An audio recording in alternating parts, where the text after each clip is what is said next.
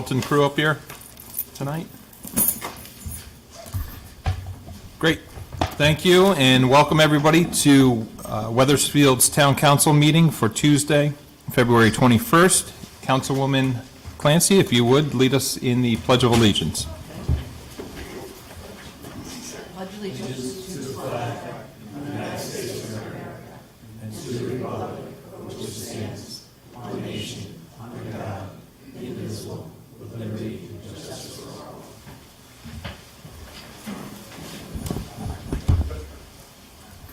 Thank you. And Sue, would you do us the honor of roll call, please? Councilor Carbone, Councilor Clancy, Here. Councilor Forrest, Councilor Hill, Here. Councilor Lesser, Here. Councilor O'Connor, Councilor Pentelow, Deputy Mayor Mazzarella, Here. Mayor Rell. Here. Thank you. Thank you, Sue. We do have a couple presentations tonight, and I see folks in the audience for those, and we do have hearing to follow that, so if you guys will just bear with us, we'll get to the public comment shortly, but before that, we have the police department for the monthly activity report, and then resource lighting and energy afterwards. Chief?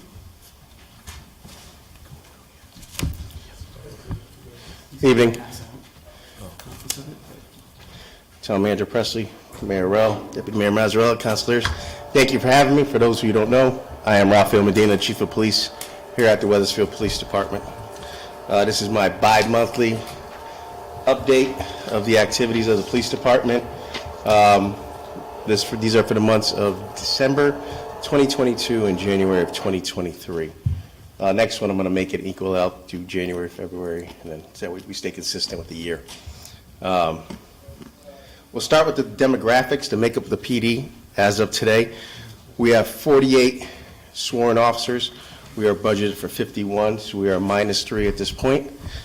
The makeup is 41 males, accounting for 85% of the police department, 7 females, which is 15%. Racial breakdown, 38 Caucasians, 9 Hispanic, 1 African American, and experience level, as policing has changed, we have 22 laterals and 26 entry levels. That is going to change over the next couple of years as we have attrition, retirements, new hires, and trying to keep the department stable and provide the services that are needed for the town. Total cost for service for December and January, $5,719 cost for service. Of those, 1,481 were 911 calls, the difference being 4,238. So if you take that over a 62-day period, that equates to 92 calls per day, which is about 30 per shift, depending on what our patrol structure is on each shift. Like I said, we can have a 1 and 4, which means it's 1 sergeant, 4 patrol officers, a 1 and 3, which is 1 sergeant, 3 officers. That would be the breakdown on average of, if it's a 1 and 4, 7.5 calls per officer per shift. If it's a 1 and 3, then it's 10 calls per shift over an 8-hour period. We had 1,740 patrol checks of the businesses, parks, and residential portions of town during those 2-month period. And this is what it looks like on the map, if you have it in front of you. When we hear that you don't see a cop, that's a cop on a dot. I mean, the whole town is blue right there. For 62 days, that's our activity of what we're doing. And that's just calls for service. We haven't gotten into accidents and motor vehicle stops and things of that nature. This is just the bare bones right here. Motor vehicle accidents, like I mentioned, 83 motor vehicle accidents over the 2-month period. That averages, that equates to 1.3 per day, or a half an accident a shift. 50 in December, 33 in January. Most collisions occurred, as usual, on the Silas Deane Highway, Berlin Turnpike. Times have changed. Day of the week have changed. You would think that they would occur early in the morning and late in the afternoon during rush hour traffic. That's not the case. They're occurring between 11 o'clock in the morning and 5 o'clock in the afternoon. Why, I don't know. And they're occurring on Monday, Tuesday, Thursday, and Fridays. You don't see too much of Wednesday, Saturday, and Sunday. So, but we're still looking into that and see how we can shift our resources to combat that and our motor vehicle initiatives. And those are your motor vehicle accidents, 83 of them. You see where they're at, they're occurring. You got the Berlin Turnpike, Silas Deane Highway, the majority of them, a couple on Wells, a couple on Prospect, a couple on Two Rod, and a couple on Hang Dog. But the bulk of our accidents, our motor vehicle accidents, are occurring, as we noticed in the last year, the Silas Deane and Berlin Turnpike. So with that, we have our motor vehicle enforcement and when we shift our activities. For the last 2 months, the department as a whole has conducted 994 motor vehicle stops in a 2-month period. Infractions issued, 268. As you can see, that accounts for 27% of the motor vehicle stops. Misdemeanor summons issued, 28. That accounts for 3%. Written warnings, 50, which accounts for 5%. And verbal warnings, 648, which accounts for 65%. You take that, break it down to a 62-day period. That's 16 per day, 5 per shift by our officers. So you take that out of 1 in 4 or 1 in 3, that's probably 1 motor vehicle stop per officer during the shift. And you take that and add that with the 10 calls of service they're getting. That really breaks it down. But I'm going to go deeper into this because of the 944 motor vehicle stops, I should tell you that 500, which you have in front of you, 532 of those were conducted by patrol. 462 were conducted by our traffic unit. So almost half was conducted by our traffic unit. So when you get those numbers, you break it down even further. The 532 by patrol, that's 8 per day, 3 per shift, which is we're running a 1 in 3, 1 per officer plus the 10 costs for services, not including the additional patrol checks and things of that nature. So we're extremely active. And we'll touch on the traffic unit officer in a bit. But and if you see here in the notation I put up there, of the 900, in addition to the 994, we had 13 motor vehicles take off on our officers, an attempt to engage our officers in a pursuit, which we did not engage them in a pursuit. We did not chase. This is something that we're looking into, again, like I've mentioned before, looking at purchasing Star Chase, the GPS system, to launch the magnetic projectile to the back of the vehicle, and then track them down later and do the warrant if need be for engaging in a pursuit, if we can identify them or not. But that's a safety issue for us and for the community, and we're not going to engage individuals in pursuits for motor vehicle violations. It's just not, it's not worth it. And those are our enforcement efforts on the map that's up on the screen that the public can see that you can't, but you have the flyers. That side doesn't work if you didn't know. So you see our efforts. If you look at it, Berlin Turnpike, Silas Deane Highway, Wells, Two Rod, Hang Dog, Prospect, Church Street. We are blanketing the town with motor vehicle stops. We're stopping our hazardous drivers, our running stop signs, our distracted driving. They're out there, they're doing it. It's there, it's on the map. We've blanketed the town with our efforts. So my guys, my men and women of the police department, I can tell you, are doing a fantastic job. And you'll see that come the next presentation, during the budget presentation. We've pretty much doubled our motor vehicle stops since last year in this department. So they're actually doing a fantastic job. One area we have to work on, and Lieutenant Rodriguez is working on it, is our DWI stops. That's a training issue. We just have to bring our officers up to speed, get them more training how to detect and administer the exam, and we'll push forward with that. Our parking enforcement, 108 parking tickets issued, 97 for all night, 3 handicap, 7 no parking, and 1 fire lane violations. If you have any questions, please stop me anytime. And I know I speak fast, so sorry, Sue. I'll slow down. So we're going to get into the nitty-gritty of my traffic officer, who came online in September. Unfortunately, in the month of March, we're taking him back offline to put him back in patrol because due to staffing issues, he's coming offline and going back to patrol. So you're going to see these numbers drop. So next presentation, there's going to be a difference here. For right now, So our traffic unit enforcement, he started in September. So between the months of September 2022 and January 2023, he's conducted a total of 1,110 motor vehicle stops by himself. He's worked 41 shifts during that time period. He's conducted 462, and that equates to 11 per shift when he's out there. He's also arrested 3 individuals on warrants we identified during the course of his motor vehicle stops. And this is what his stops are for. You can see the primary one, the bulk at 48%, or should round up to 49, is for cell phone violations, which is 226 of his stops. That's followed by stop sign violations of 169, and then we get to red light violation at 32, which is at 7% of his stops.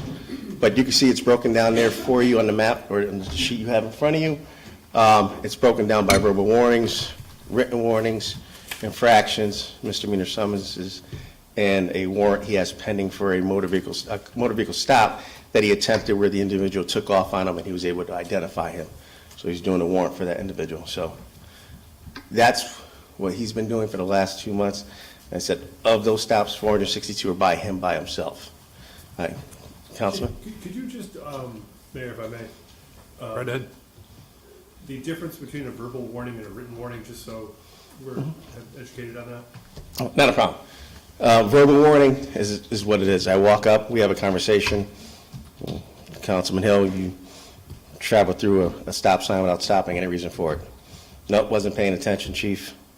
Okay. I'm giving you a verbal warning for 14.2-301, running a stop sign. Please don't do in the future. Take caution. We end the stop. I still put it in the system as a stop. It's a verbal warning. It doesn't go to the DMV. It really doesn't go against you. It's just more of an educational thing. Written warning is an actual written warning, but there's no fine associated with it. It's documented in writing. So you have 2 forms of documentation. You have one in the computer system, which we use with the verbal warning. Now you have the written warning, which is documented. We usually back those up with some type of narrative on the back, but those don't go anywhere. They stay at the PD. Then you escalate to an infraction, which is associated with a fine. That goes to CIB, Central Infractions Bureau, and then we escalate up to misdemeanor summons, which goes to the courts. In our case, that'll be GA 15, which is in New Britain, and they'll handle that in motor vehicle court there. So there's a progression. So if I get a written warning, and then I get pulled over next week for something else, you'll be able to determine, you'll see that internally when I get... Correct. Even the verbal warning will be captured internally. Okay, gotcha. Thank you. In our system, yeah.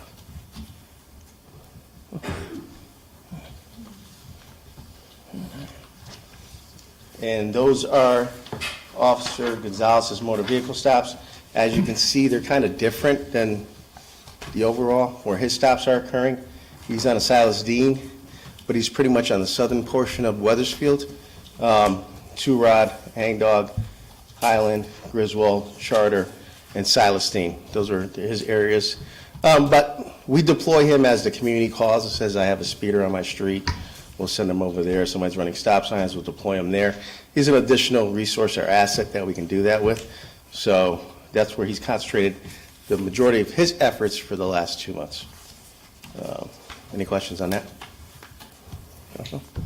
Mayor, if I can. Oh, yes. Thank you, Mayor. First of all, Chief, this is all very helpful. So on his stops, and you were indicating what the most common stops were for, and speeding was way down the list. The other officers are doing, because that's a significant problem in Weathersfield, and your team has been helping make that better for us, but it's other officers more focusing on speeding than him, because I saw 5 stops, let me put my glasses on to read it, and one of the more minor in terms of the infractions that this patrol officer has been doing.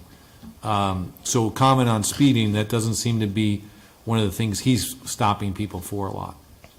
Or I should say he or she. He's focusing on all these violations that you see. It's just what he observes at the time and what he stops them for. So during this 2-month period, he's only attracted 5. But if you look at his map, that might not be because he's not sitting on a Silas Deane the whole entire time. Our 2 main areas of speeding are 1 to Silas Deane and 2 to Berlin Turnpike. Makes sense. And the other officers, we didn't break down the other officers for you, we can do that, and you can see what their portion is on that. This is just for him. Well, I know a significant effort's been made and is being made to cut down speeding, because it's a significant issue in town. But I recognize it's happening mainly in a couple of areas and not where this person's patrolling. Okay. And what we're doing too, just to let you know, Councilman, is that we put the speed trailers out. So we put those in the high areas where we're getting calls for speeding, and we'll put them out there and we'll look at the data and say, well, are they speeding or not? And sometimes visually to the average person or citizen, they think the person's speeding, but when we pull the data, they're within the speed limits. So.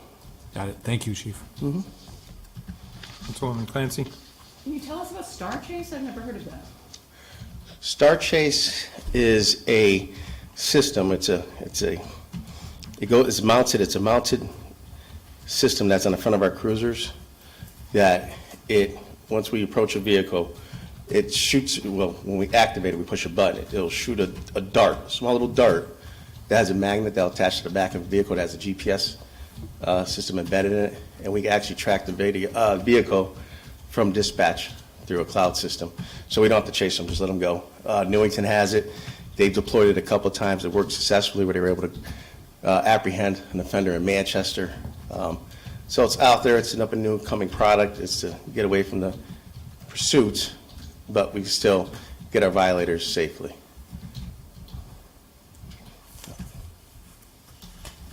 Yeah.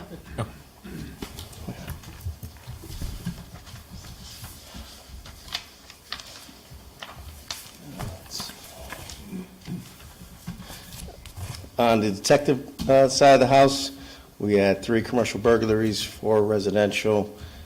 We served 50 arrest warrants. As a whole, as a department, 75 custodial arrests, 28 complaints. We investigated 28 complaints for disorderly conduct and 14 noise complaints. Just to highlight one case that we did have, Officer Shane Murphy responded to a daycare here in town where a female who dropped off her child just went inside and left a laptop and her purse visible on the front seat of the vehicle. These crimes are crimes of opportunity, so I advise everyone here, do not leave things in plain view because they will smash your window and take it. In this case, exactly what happened. Smashed the window, took the laptop, took the purse, attempted to use her bank card up in Terryville, Connecticut. The bank alerted to it, contacted her. She contacted the police department. Our detectives were able to retrieve video from the bank, and that in conjunction with the LPRs, our license plate readers here in town, were able to identify the rented vehicle, identify the female who rented the vehicle, put the two together, and we're doing an arrest warrant now for her arrest for that crime. So that'll be closed out. So on the DD side, our detectives are doing great work too, working in conjunction with other towns and with the corporate sector as well, the banking sector. So just to highlight on that. Animal control, on a lighter note, we had 55 cases, 3 impounds. We sold 2 dogs or adopted. We had 13 complaints involving geese, raccoons, etc. Roman dog complaints, 37, including, unfortunately, 6 that someone was bit. Animal-related calls, we received 92 over the 2-month period, and 5 letters of our constituents expressing their concerns about animal issues in town that we had to address. Now, on to the future of the department here, our officer retention and recruitment. We have anticipated retirements for this year. Officer David Gove is retiring effective this Friday, so I'll be down 1 patrol officer there. Sergeant Gonzalez is potentially, him and Detective Noberto Mendez, retiring in August of this year, and then Detective Chris Morris in October of this year. So I'm looking at 4 retirements coming up in the very near future. Like we saw at the beginning of the presentation, I'm at 48. I'm budgeted for 51. That'll put me down an additional 4 to 44. However, our efforts through our recruitment and retention have been that we've been fortunate. As you're well aware, Lieutenant Michael Connolly retired after 25 years of service on January, so that puts me down 5 technically. He's already gone. Gove is leaving this Friday.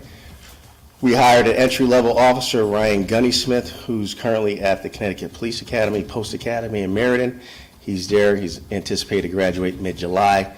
By the time he gets through the 12-week FTO period, he'll be online and hopefully on his own with no issues come October.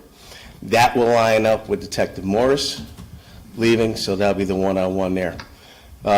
Officer Emma Bortashevitz, she's a lateral officer. She was sworn in on January 16th, and she's anticipated to be off our FTO program come March 6th. That's the one-on-one for Lieutenant Connolly. And she's a lateral, so her FTO period is less, and she doesn't have to go through the academy because she came over as a certified officer from the Manchester Police Department. And we have Officer Jason Nunez, who's going to be sworn in on March 6th. He's coming to us from Hartford. He's been there 3 years. He's another lateral. He'll go through the FTO period, 3-week period. He'll be off on his own. Hopefully shortly thereafter, he'll be the one-for-one for Dave Gove. So that puts us still in that range of being down, which means I have to find 2 more officers between now and August to keep the PD at 48. That's not including hiring the additional 3 to 51 to get me to full staff right now. The question is lateral compared to entry level is what I have to look at, and the cost to the town and how effective it's going to be. So my staff is doing a great job in recruiting and retention compared to the surrounding towns. I hear a lot of, I'm down 6, I'm down 7, I'm down 8, and I can't find anyone. We're fortunate because we have a lot of individuals who want to come here, so that makes my job hard, but it makes it easy. Because when in doubt, I'll pass, because I'm not going to bring liability to the town. Hiring the best person for the job, and that's what we do, and that's what my staff does. Chief, question? Yes, sir. Could you just give a brief explanation of the different training requirements, the FTO, MTO, I think you said? FTO for a lateral compared to FTO to a new I hire? don't know what the acronym yep. is. Yep, so entry-level officer is someone who's brand new, who's never been in policing. Straight off the street, gets through our testing process, passes all the preliminary requirements. We send them to Post Academy. They're there for, when I went, it was 16 weeks. Now I think it's 26 weeks for the training portion of it. Once they get out, they ride or they sit down with an FTO field training officer.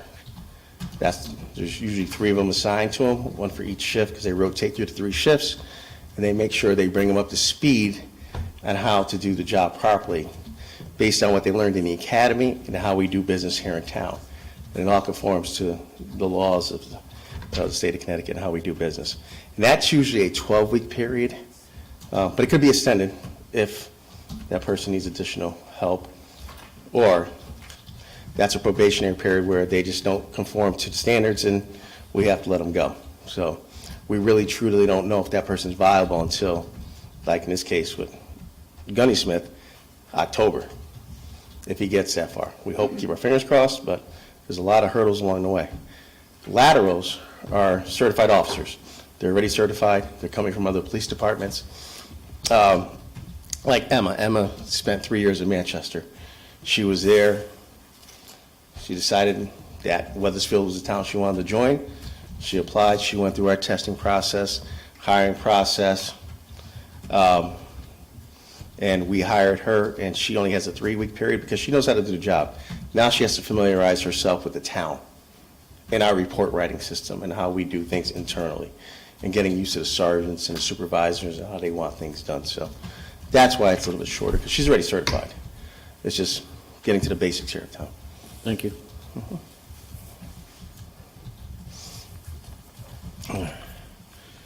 Community relations,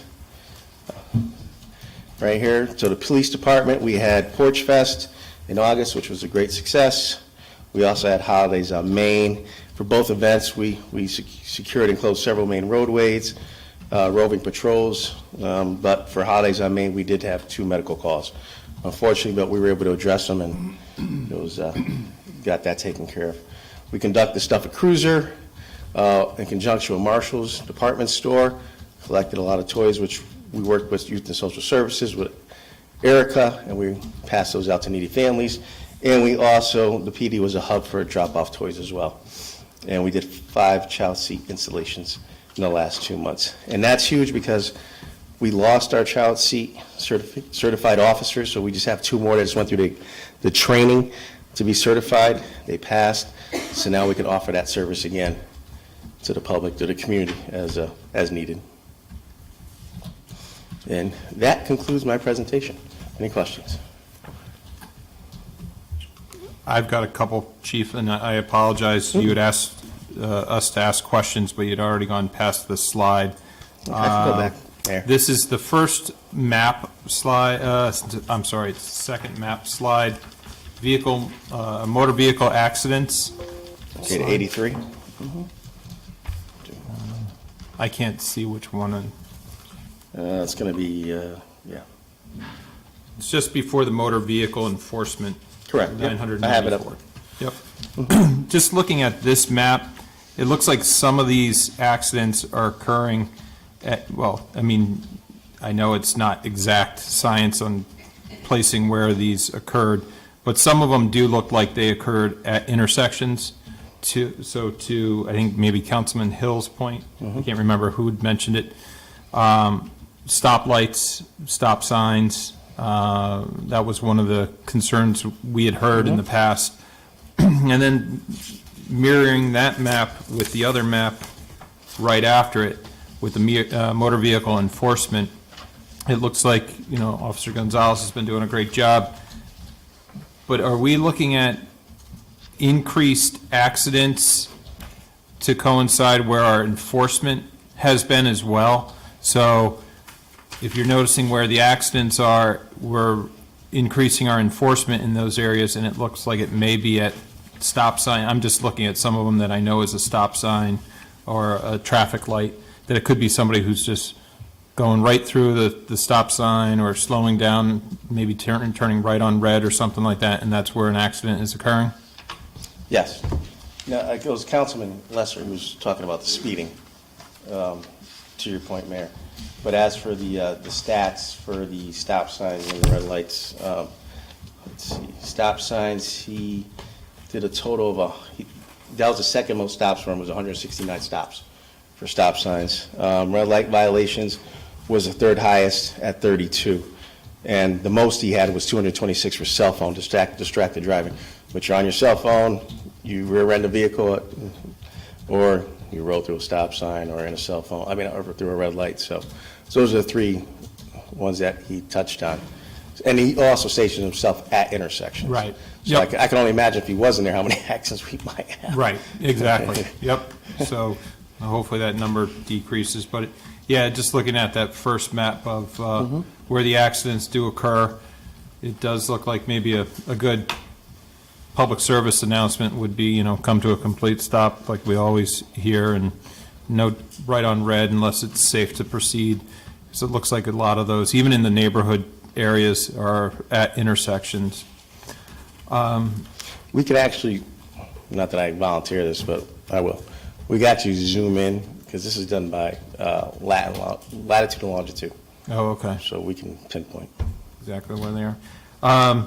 Talking about DUI arrests on that slide, are these all driving under the influence of alcohol and/or drugs? And my question is, have your officers been through any training for cannabis or marijuana use, adult recreational marijuana? Those 4 DWIs are for alcohol. We don't have any officers who are DRE trained yet, the drug recognition officer. That's what I talked to when I first did that presentation, when you wanted to bring the cannabis to town here, that's about $3,000 per officer to do. That's going to cost us. I know we might have one that's a ladder on the pipeline right now that is DRE certified, which I hope he or she gets through, because that would give us one. But those stops are not for drugs. Okay.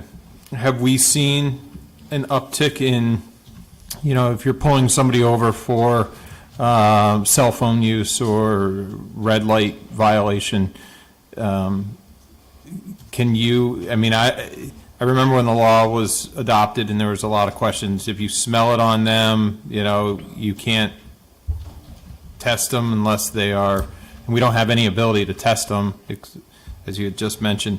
Has there been an uptick? Maybe it's not reported with your reports, or it's just, what your officers communicate to you, but are there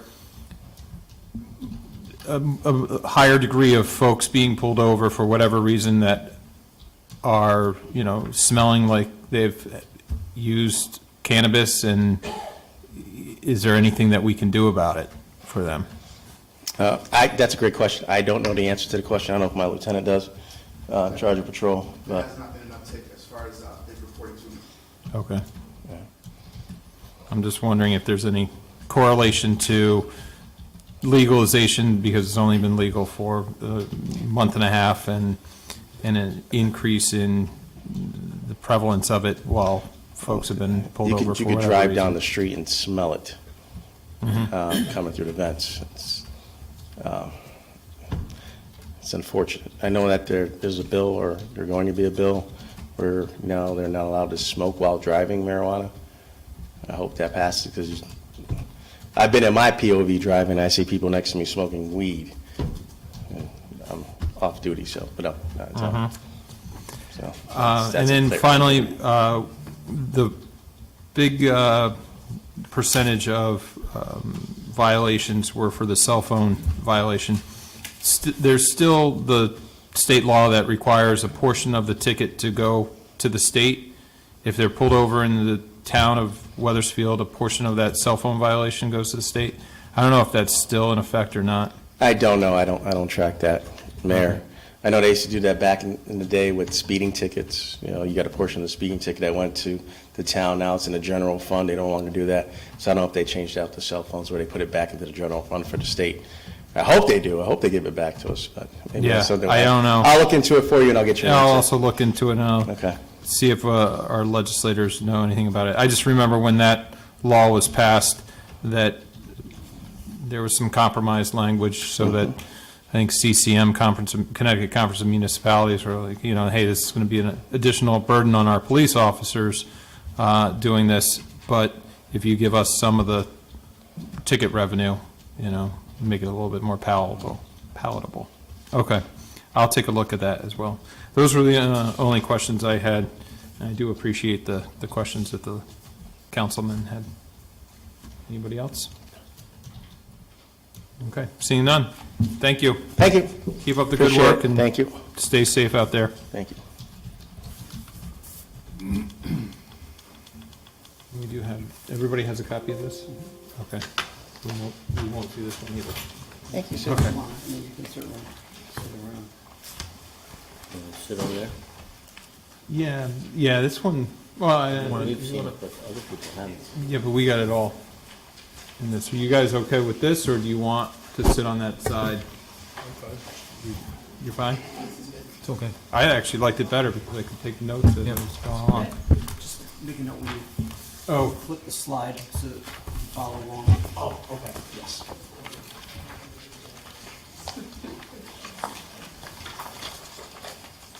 You got it.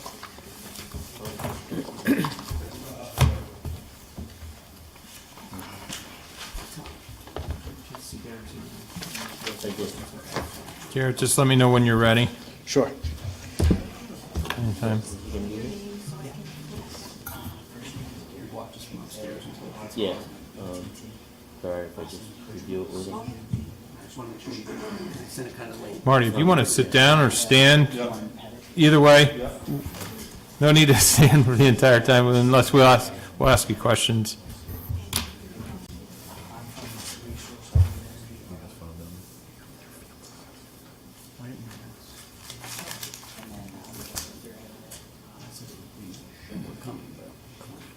Okay.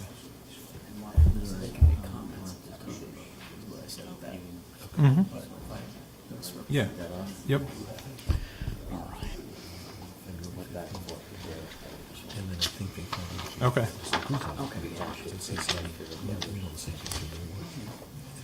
You good? Good evening, yes. Okay. Just for the public to know, we've been working, if you guys recall, or the folks up on the council recall, last year, the legislature adopted a program for HVAC for municipal buildings. I think the focus was on schools at the time. Don't quote me, I think it was $175 million that they had allocated for HVAC upgrades to municipalities, and there was a 50% match by the municipality for the state grant. A lot of the money had gone really quickly in the beginning of the program. There were some hurdles to go through, and in talking with other municipalities and with other potential vendors, the state program wasn't a perfect fit for the town of Weathersfield to look at our HVAC upgrades in our schools and within our town buildings. So we had brought in RLE, Resource Lighting and Energy, to first discuss the HVAC program, but in our conversations with those folks, they told us that, hang on a little while longer, because there's going to be a similar program to what they're going to talk about tonight for the HVAC program that we may look at next year. What they're going to present to us tonight is a presentation about energy savings in all of our schools. And did we have the town buildings included in this, or? They've done the audit on all the buildings. The town buildings hadn't been presented to us yet. Okay. They're going to have, we had them all looked at. So what the presentation tonight is just the schools. Correct, So looking at our 5 elementary schools, our high school and our middle school, some cost-saving measures, not only with lighting, controls, dampers, transformers, fans on refrigerators, freezers, exhaust fans, anywhere that we could find some energy savings, because I don't know about you guys, but I get an energy Eversource bill once a month, and I did notice an uptick, a substantial uptick last month. So the town is in the same predicament, and we're looking at ways where we can incentivize our use of more energy efficient devices. So with that, I'll turn it over to Garrett, and you can talk about your findings and what we can do going forward. Thank you, Mayor Rell. My name is Garrett Kudjma. I'm a Business Development Manager with Resource Lighting and Energy. And today we're going to go through our findings at the 7 public school locations. We're going to talk a little bit about sustainability, and the green programs that are being offered through Eversource right now, currently available to the municipality. Review the lighting scope of work and the other energy efficient measures that Mayor Rell mentioned, and then we're going to end with some exciting HVAC opportunities that are new to public schools in Connecticut. So just a quick summary of who we are. Our mission is to provide turnkey energy efficiency solutions to municipalities, commercial industrial units, high-density residentials. And we're in the business for greenifying America, but not only that, also saving our customers money on their now ever-growing, more expensive utility bills, and also putting in more efficient systems that require a lot less maintenance, a lot less time and energy from maintenance and custodial staff, and really improving conditions for everybody that finds themselves, whether it's in a classroom or a council chamber.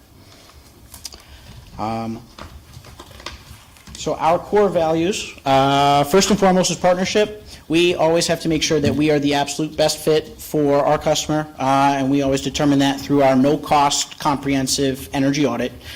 So all of this that was done up till this point was at no cost to the town, and that includes not only our findings and the audit process, but also working with utility companies, verifying incentives, verifying dollar savings, that realized dollar savings, and putting together a nice nifty package for you.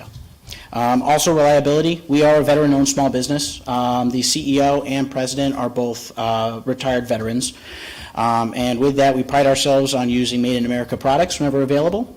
And then, of course, sustainability, like I mentioned. We are here to reduce fossil fuel consumption and reduce utility costs wherever and whenever possible. So a quick summary of our investment up until now. So like Mayor Rell mentioned, we went through all the public schools in Weathersfield. The total time investment for our no-cost energy audit was 164 man-hours. Data analysis, that's working with our engineering staff, mechanical staff, on putting together analysis on savings. We also work hand-in-hand with custodial staff at each and every facility to verify runtime hours for light fixtures, how often things are used, and really to get the most accurate image built to determine, what you can anticipate for savings going forward if you were to go through with the project. And then, of course, putting together a turnkey proposal, and then also working with Eversource along the way to, again, verify incentives and make sure that because we are a subcontractor of Eversource, that our pricing is in line and that all of the products and materials that we are using meet the quota. So branching off of that and going into the program currently available through Eversource. So this is the last year of a 3-year program. Every 3 years, Eversource will evaluate performance and either adjust or reallocate those funds that they have set aside to different initiatives. So this is the last year to utilize this energy efficiency program, which is not only best in the state out of utilities, but actually the best current program in the lower 48 states when it comes to incentives and rebates for energy efficiency projects. And the main reason that this is more than likely going to be the last year to utilize these sorts of funds is because LED lighting specifically is going to be set at kind of the norm. That is what is to be expected going forward because of how long they've been around and implementation. And on top of this being the last year to utilize these incentives, there's a brand new program that just came out through Eversource. It's Eversource's electrification program, which Mayor Rell touched upon. This is focusing on HVAC improvements for municipalities, implementing VRF systems, which I'll cover on a later slide. But essentially what they're doing is they're taking all the funds that they're currently providing municipalities for these energy efficiency projects and moving it over to the electrification program. And we're going to see a huge shift in focus from lighting and transformers or your more common energy efficiency measures into more of the in-depth, more intense items, in this case HVAC and mechanical systems. So just once again to recap the things that we're going to be focusing on in the first portion of this proposal are going to be lighting and lighting controls, transformers, vending machine misers, walk-in refrigeration controls, kitchen hood controls, and aerators. Now, I'm sure as many people know, LEDs are a wonderful investment, not only because they reduce your energy consumption, but again, because they're so hands-off. With a typical fluorescent bulb, what we see in a lot of these schools, and for example, in the center photo, which was a high bay from the middle school, is these bulbs tend to burn out over a few years, as any fluorescent bulb would. The benefit of going with an LED system is that your standard LED is a 100,000 hour lifetime, which means that not after 100,000 hours it burns out, but it's less bright. It's actually 70% of its initial light output. We call that end of life for LED light.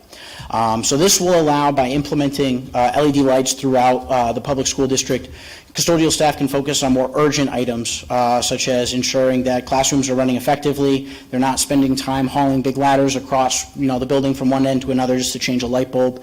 You can really maximize the value and time of your custodial staff on other more pressing matters that affect day-to-day functions throughout the facility.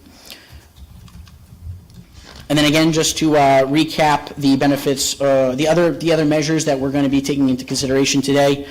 Transformers, I have a funny story about transformers actually. Most people wouldn't think replacing a transformer really has any benefit, but your old, bulkier transformers, your TP1s, they're hot, they're noisy, they consume a lot of energy.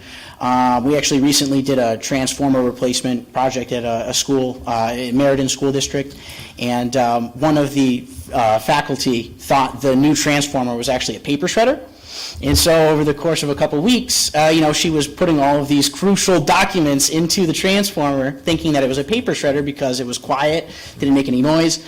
And after we finish installing these projects, we always do an additional walkthrough with the space with an Eversource rep and a permitter to make sure that everything's to code. And when he opened it, he realized he saw all these documents with private information and billing address information, and it just goes to show the difference that these transformers really make. And again, with all the other measures, they may seem basic and simple, but they really do add a tremendous amount of benefit. Again, with rising utility costs, any portion of the building we can reduce energy consumption at, we will. And so this project is all-encompassing. Every single thing on property that we saw an opportunity to reduce energy consumption and save you guys some money on your operating costs and your utility costs, we took that into consideration and factored it in. So this is my favorite slide, I gotta say, every time I give a presentation like this. So this just puts into, it summarizes the energy savings that we're promoting. So this project will save the school district over 1.4 million kilowatt hours.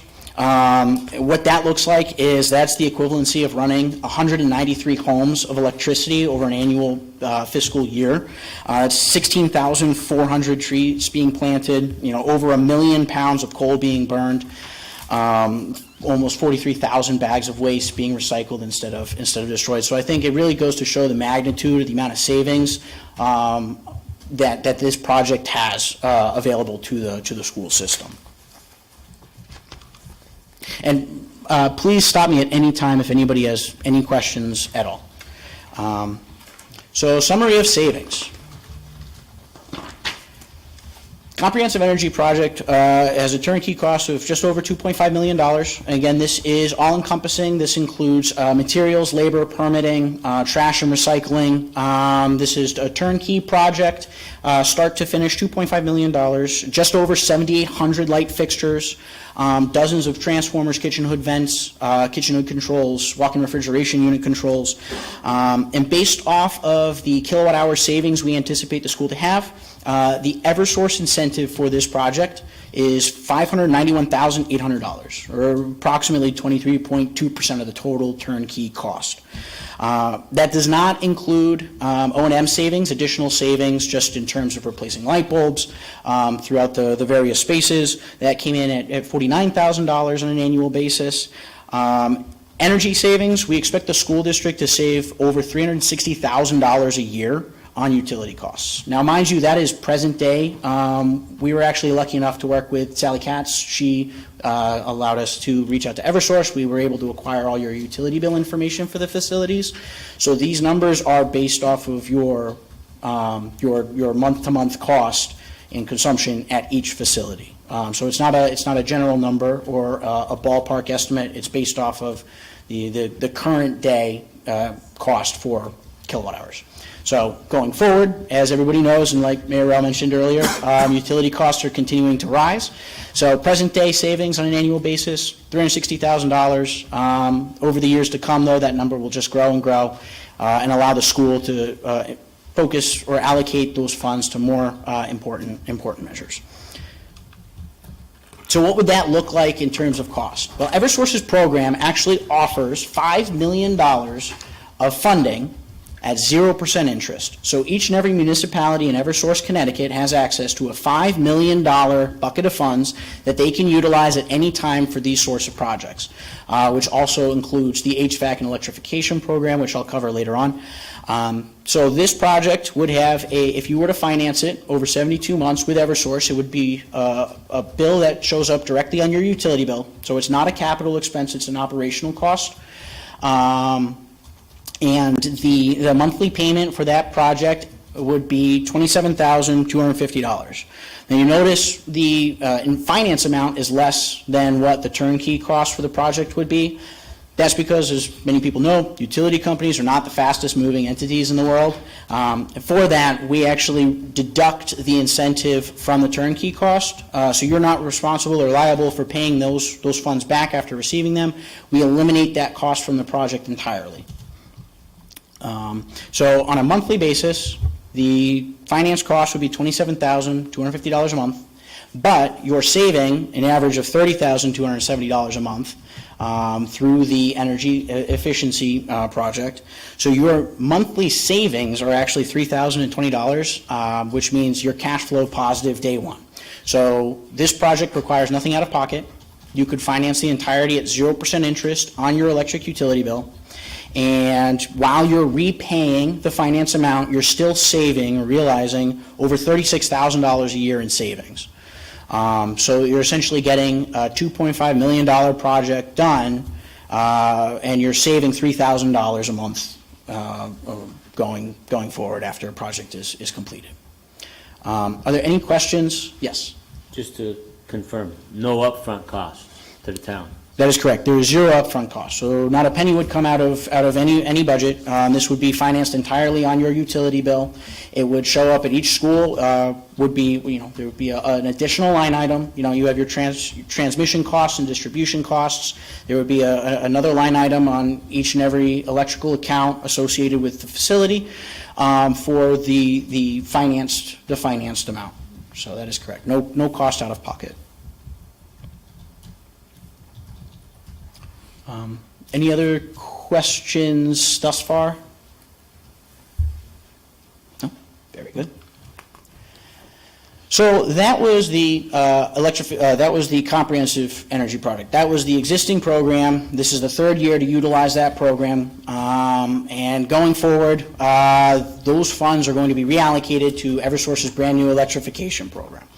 Now, one of the things we were talking about was that there are a plethora of opportunities available throughout the school district, whether that's replacing old boilers, chiller units, air handler units, or installing and conditioning spaces. We worked with the town directly, took the top priority items, and focused on those to start. So the very top priority was Silas Deane Middle School. The chiller is very old. The air handler unit is also towards the end of life. These are systems that will need to be replaced in the coming years. So we focused on what a suitable replacement would be, or what system would work best for the need there. So this would be a direct replacement.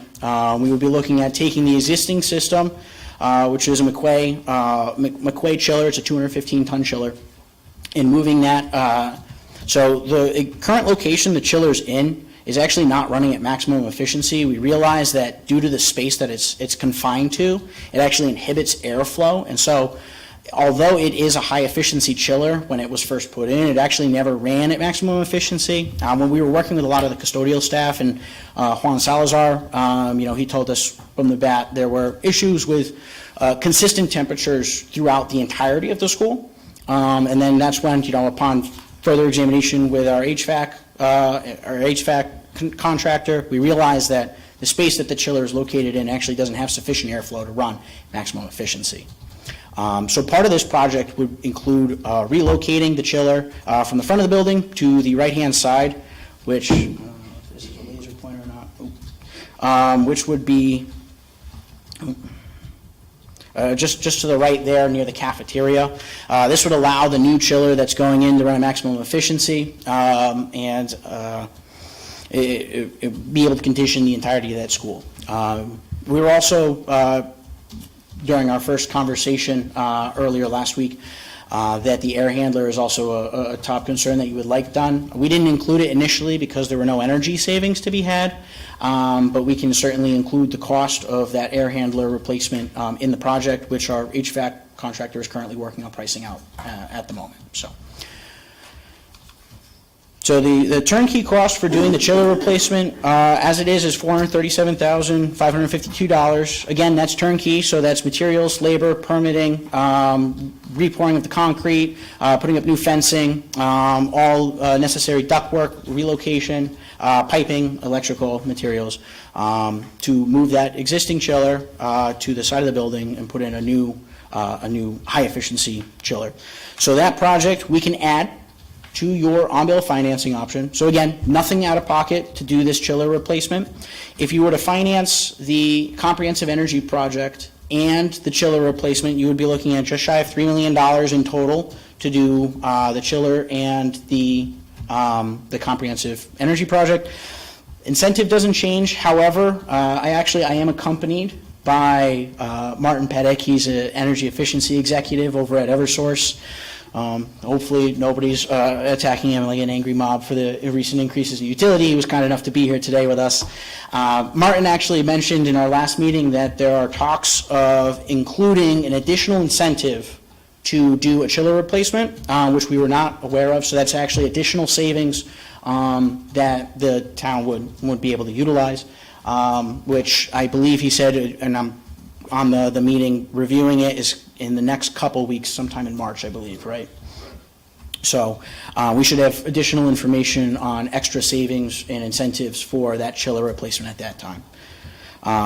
So the difference between your energy savings and the total cost after the incentive for doing both the chiller and the comprehensive energy project is about $3,000 a month. So you would notice about a $3,000 a month increase on your utility bills across the board for doing both these projects in tandem. However, I would like to mention the monthly cost, again, does not take into consideration savings, whether that's maintenance savings or light bulb replacements throughout the district. When you factor in the operation and maintenance savings, it actually is still, it's about cash neutral.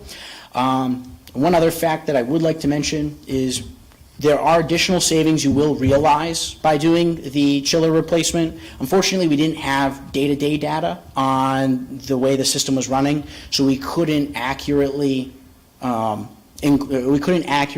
predict what energy savings you would see from doing a chiller replacement, so that's why we left them out, but there are additional savings there. We just, again, couldn't accurately predict, so we did not include. Garrett, just real quick, the monthly cost of $3,057 would be for 72 months? That would be over a 72-month interval, yes, sir. And then we would, after that is paid off, that's when, we would still see the savings going forward. That is correct, yes. So these savings would be, a lifelong endeavor. You're reducing the load on the grid, which is excellent. It allows you guys to do other things with the town, whether that's add EV charging stations, or if there's any new construction you're looking to put up. It takes a lot of the pressure off the grid, and it also reduces your monthly operating costs. So that is correct, yep. Great, thank you. Any other questions so far? So the other thing that we looked at was implementing a VRF system at Charles Wright Elementary School. Now, Can you just tell everybody what VRF stands for? Yes. So a VRF is a variable refrigerant flow system. It utilizes mini splits and heat pump technology, so it eliminates fossil fuels entirely. It's solely electric. And this system would allow the school to both be simultaneously heated and cooled. So it does heating and cooling simultaneously. So this would function as not only a conditioning system, it would condition the entirety of the school. It would also be the primary heat source for the school. And the way the system works, so what we're looking at here for Charles Wright, it's a 130-ton system. The new electrification program provides $3,250 per ton of an incentive to do a VRF project. So with Charles Wright, the total cost to do a VRF system there would be $2.6 million, and that's conditioning the entirety of the school. So that is, the gymnasium, hallways, classrooms, administration facilities. It would be the entire school would have this VRF system implemented. And because it's a 130-ton system, Eversource would be providing an incentive which equates to $422,500. However, there is an extra bonus by doing a VRF system.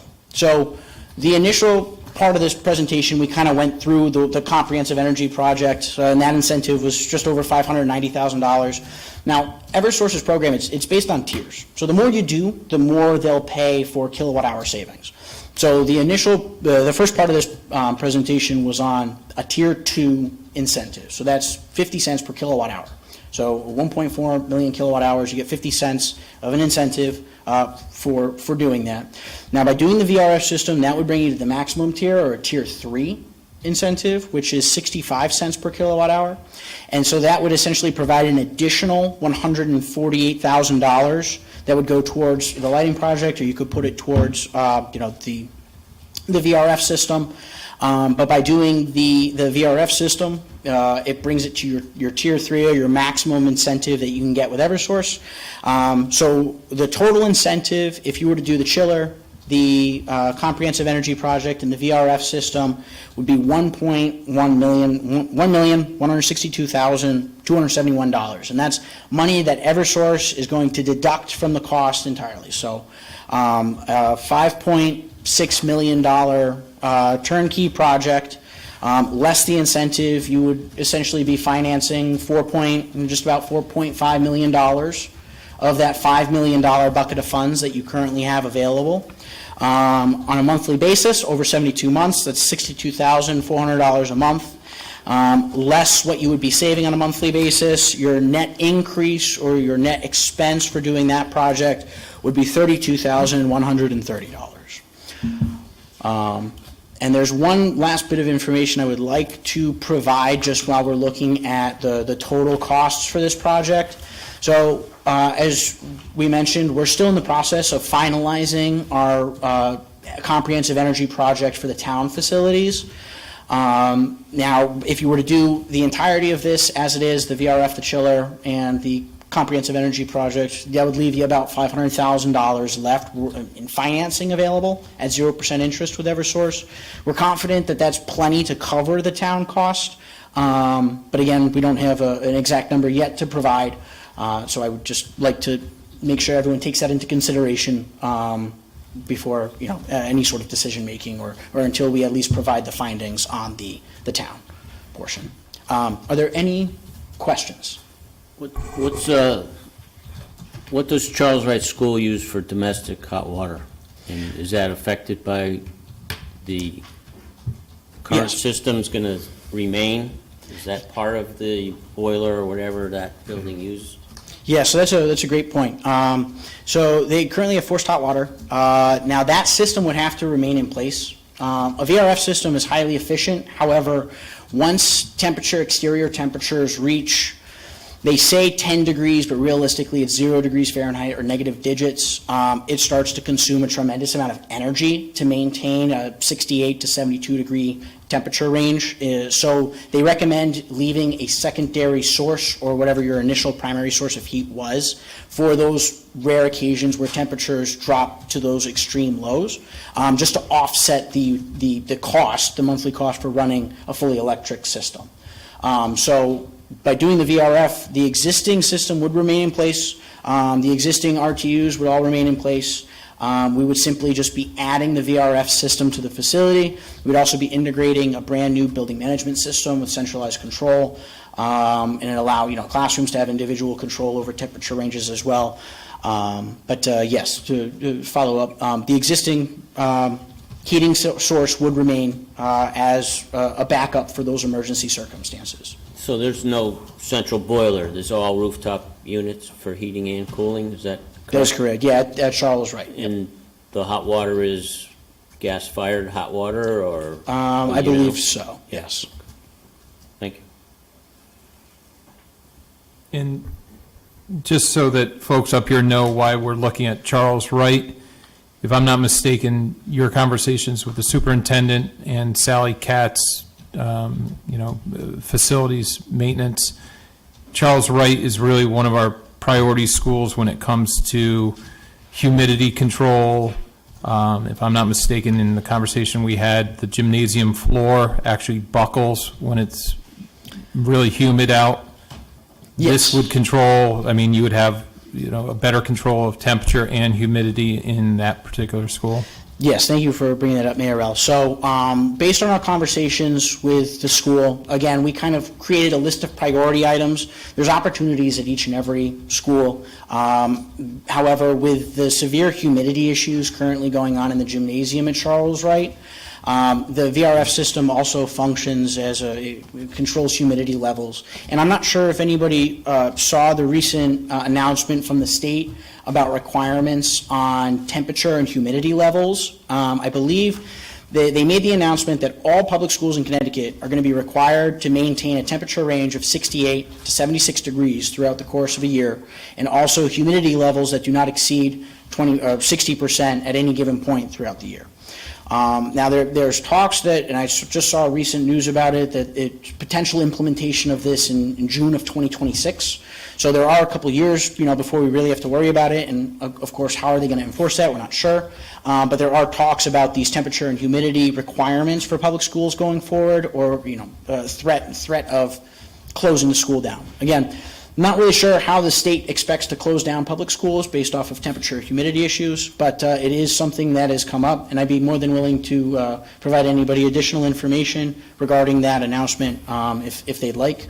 But the VRF system would, it would heat and cool the building, but more importantly, it would eliminate the existing humidity issues within the gymnasium. And it would essentially bring up the Charles Wright Elementary School to meet those satisfactions that the state is talking about implementing in the coming years. Go right ahead. Just one more question. Sure. Did you look at, going back to the chiller, so the chiller, you're not able to really define what the energy savings would be accurately at this point? Correct. Have you looked at, say, putting a heating system into another school? So, and where you could get more concrete numbers of what the savings would be, or, looking at what the incentives would be for a project like that versus the chiller, or you haven't?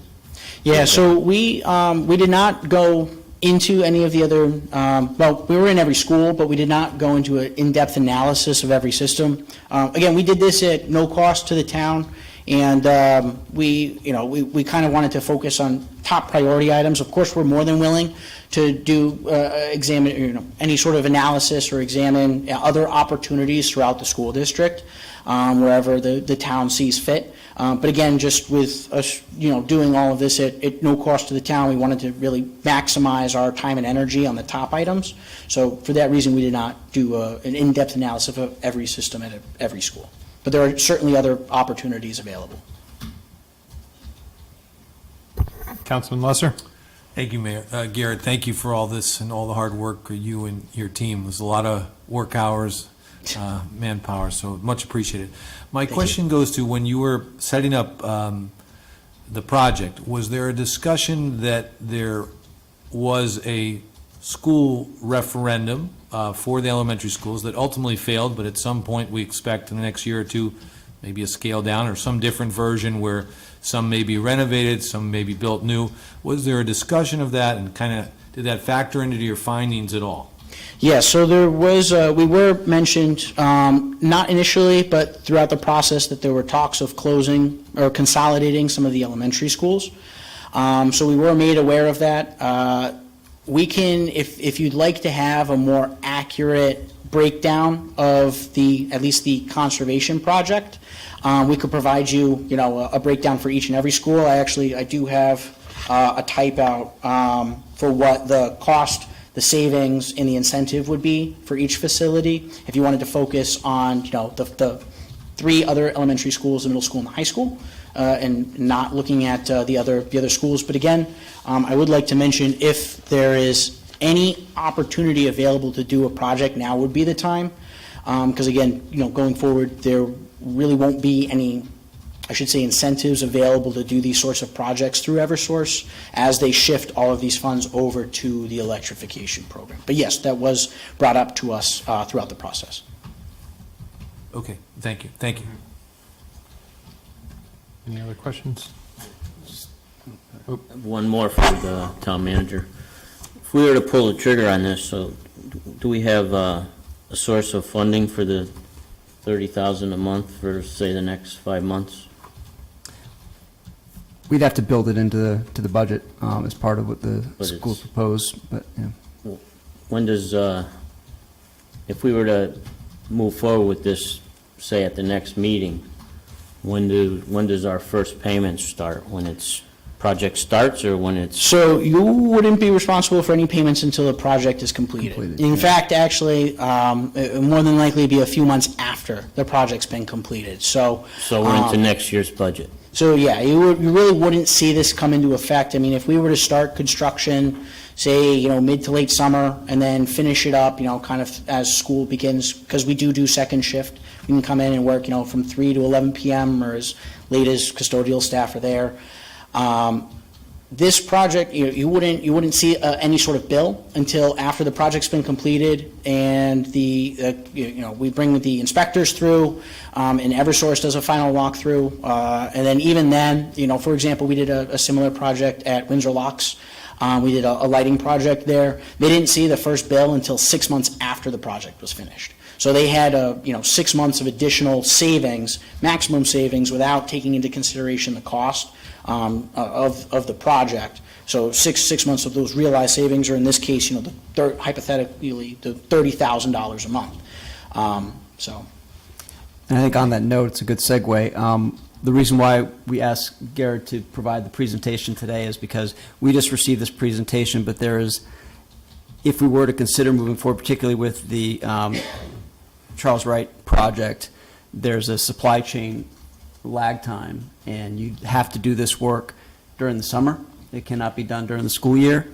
And if it were to be done this year, they'd have to order it in the next few weeks. So the plan would be to bring it back to you all for consideration at the next meeting. But because it's so complex, we wanted to give you a first taste of it, to be able to ask questions and get a sense of what the project is, what's involved with it. And then we would bring Garrett back again at the next meeting with an actual item on the agenda for consideration.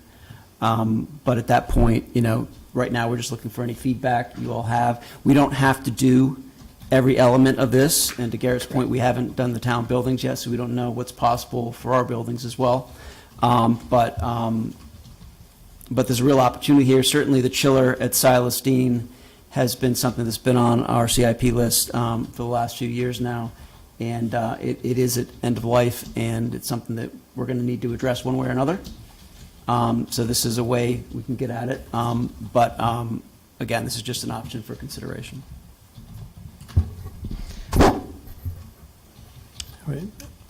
So just looking at final numbers, and if we're looking at the last financing slide of $32,130 a month, that would be over 72 months, and comes out to roughly $2.3 million.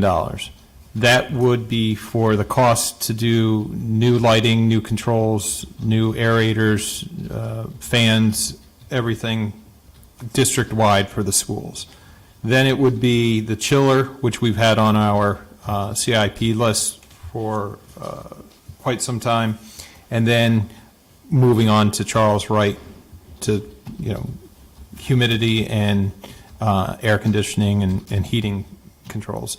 So $2.3 million for those three projects. After the 6 years are up, that's when, just like I said earlier, we continue to see those savings depending on cost of our Eversource bill at that time. That is correct, yes. Okay. Yeah, so you're essentially getting a $5.6 million project for, about half the cost. Okay.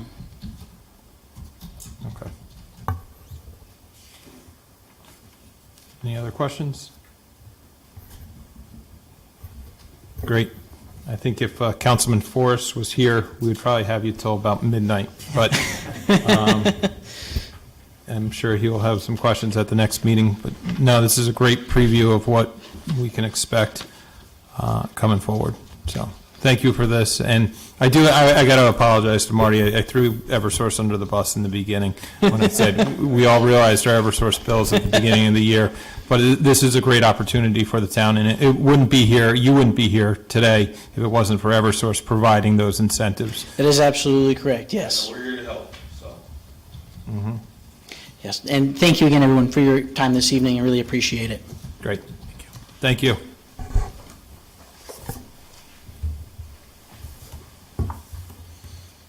Okay, moving forward, after those two lengthy presentations, but very well handled for our public consumption up here and for the public. We'll move on to the public comment portion. Just a reminder for folks and some information for those that may be here for the first time. We do have two public comment sections, one at the beginning and one at the end, just on general comments before you can speak before the council. You are limited to 5 minutes at both, and there's no hard, fast deadline. I'll try and remind you. But please, when you're up there, state your name and address, and I think Sue has provided a sign-in sheet up there for you as well. And in no particular order, anybody who wants to come up and speak? Jim was looking around, and he was first.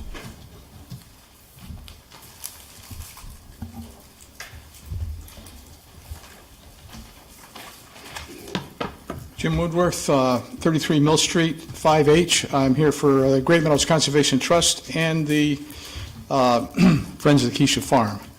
First of all, I'd like to thank all the Weathersfield folks and the visitors to the towns who joined the GMCT on our 2023 Brisk Winter Walk Series. There's over 400 walkers and 9 walks in the three towns, not to mention a sliver of Hartford behind the dike and East Hartford and Hockenham Meadow.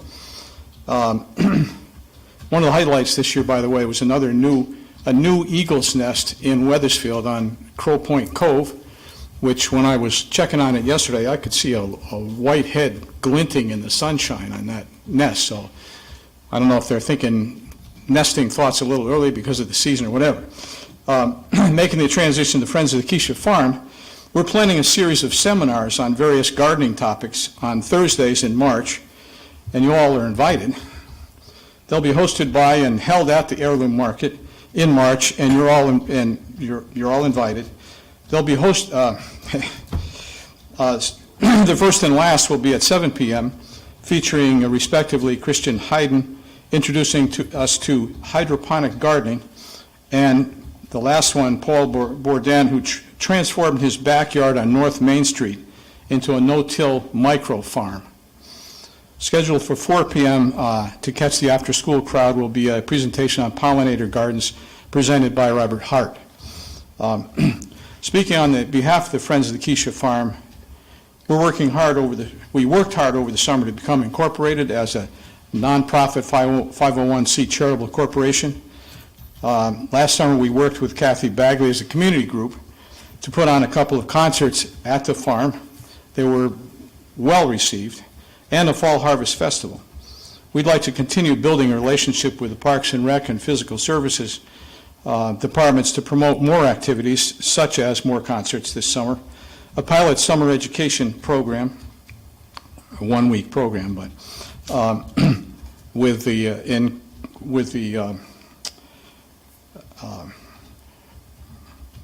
another organization, promote more activities.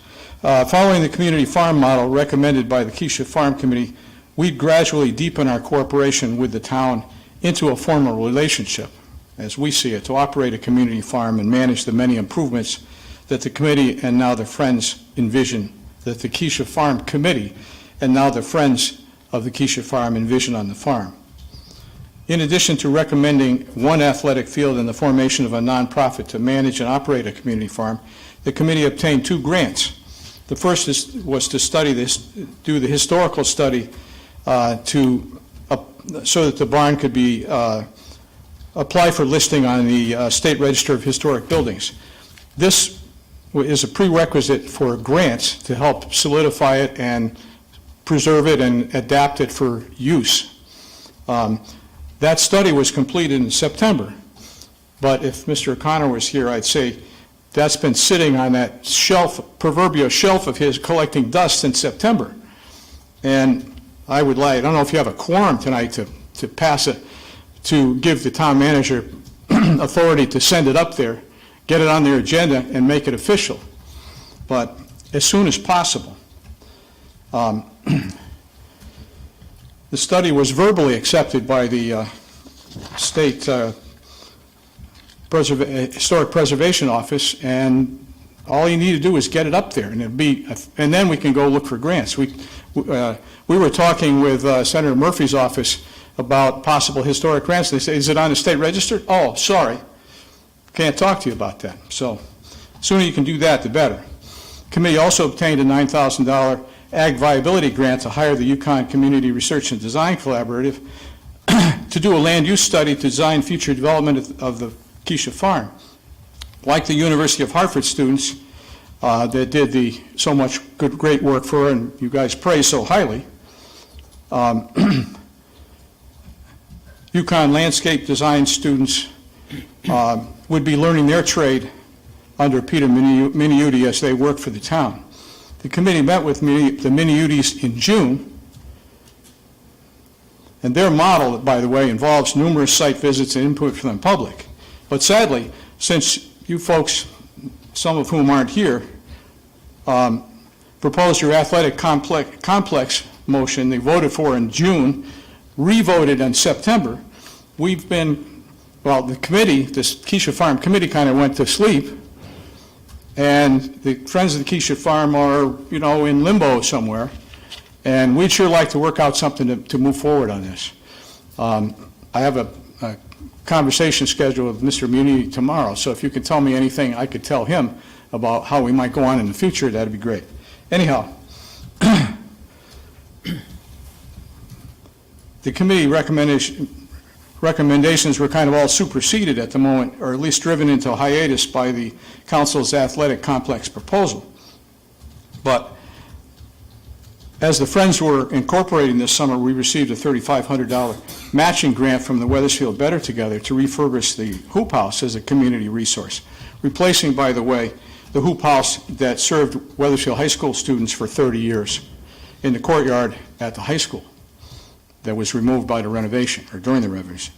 Through membership, we've raised the matching funds necessary, and with your blessing, we would like to be in work in cooperation with town staff on the renovation of the hoop house. Meanwhile, well, we'd like permission to meet with the Yukon Group and flesh out their land use study to include a future all-purpose athletic field, a parking lot, service building, maybe a service building to serve athletic events, but also to serve events across the street in the barn and on the farm. Renovated, preserved, adapted barn, pollinator gardens, children's sensory gardens. We have visions of things to happen. We have people designing them. We met with Kevin Sullivan about possible trails on the back of the, behind the barn over to the Highcrest School. So through memberships, we've raised the matching funds necessary, and we'd like to move forward on the hoop house as well. And of course, in the end, a viable community farm that could begin a community-supported agriculture project at producing organic vegetables in the community, which would maybe not produce enough revenue to sustain, but might. I had one practical, listening to the chief's thing about accidents. I didn't see any accidents on Highland Street between the, along where those fields are, where the people park on the street. But maybe if you saw the same thing for spring and fall soccer seasons, it might be a different story. I'm suggesting that the area of the farm along the farm road that goes north, where the MDC ruined the soil, they also left a lot of gravel. I'm thinking we could look there and find parking spaces for temporary parking, and you know, prohibit parking on the north side of Highland Street, open that parking lot for the games, and then there's also that nice driveway that town services built moving up to the barn with a big walk through to the field. I'm the only one who parks there because so many polite townspeople read the sign that says private property, no trespassing. If you took that down and invited people up there, you could get them off of Highland Street and improve that. Anyway, just a thought. Thanks so much. I read all your homework, including that presentation and so forth. You guys have so much on your plate, and you're going to be here all night. Maybe not as late as some nights, but way past my bedtime. So thanks so much for all you do. Thank you, Jim. Next one, anybody else? Yes, Cindy.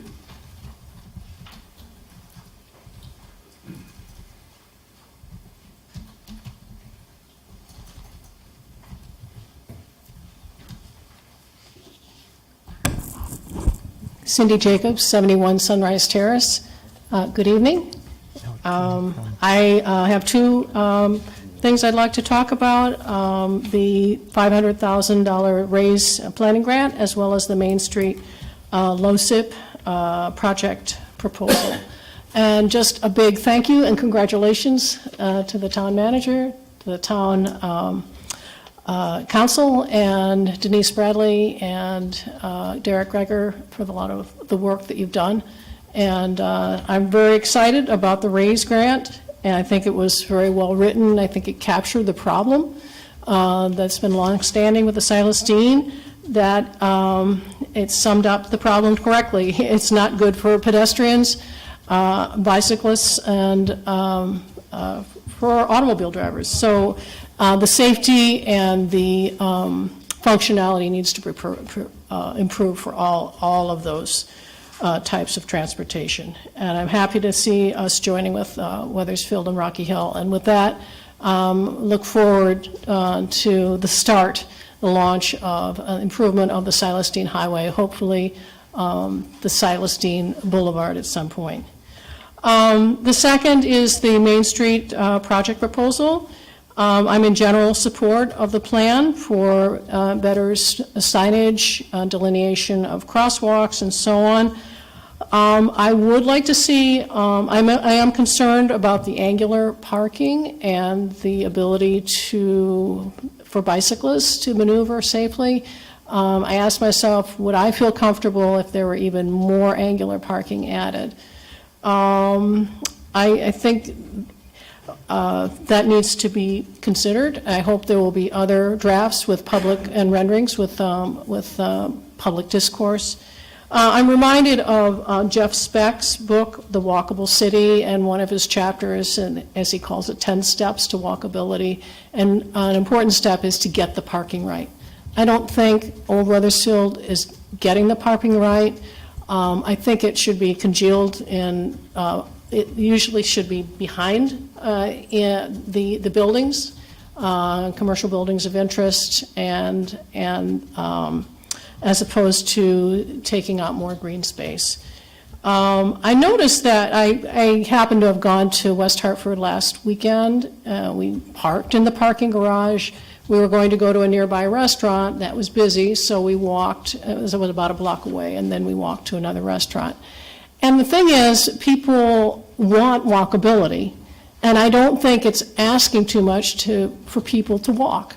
I mean, I think we can respect and appreciate that some people are disabled. Hopefully there'll be the right, appropriate amount of handicap spaces and so on. But it's okay for people to be able to have to walk more than just in the front of a storefront or restaurant into that commercial building. So I would ask you to think about that. So again, big thank you. And I look forward to, particularly with the Silas Deane partnership and dialogue within the town and moving forward. Thank you all. Thank you, Cindy. Mary?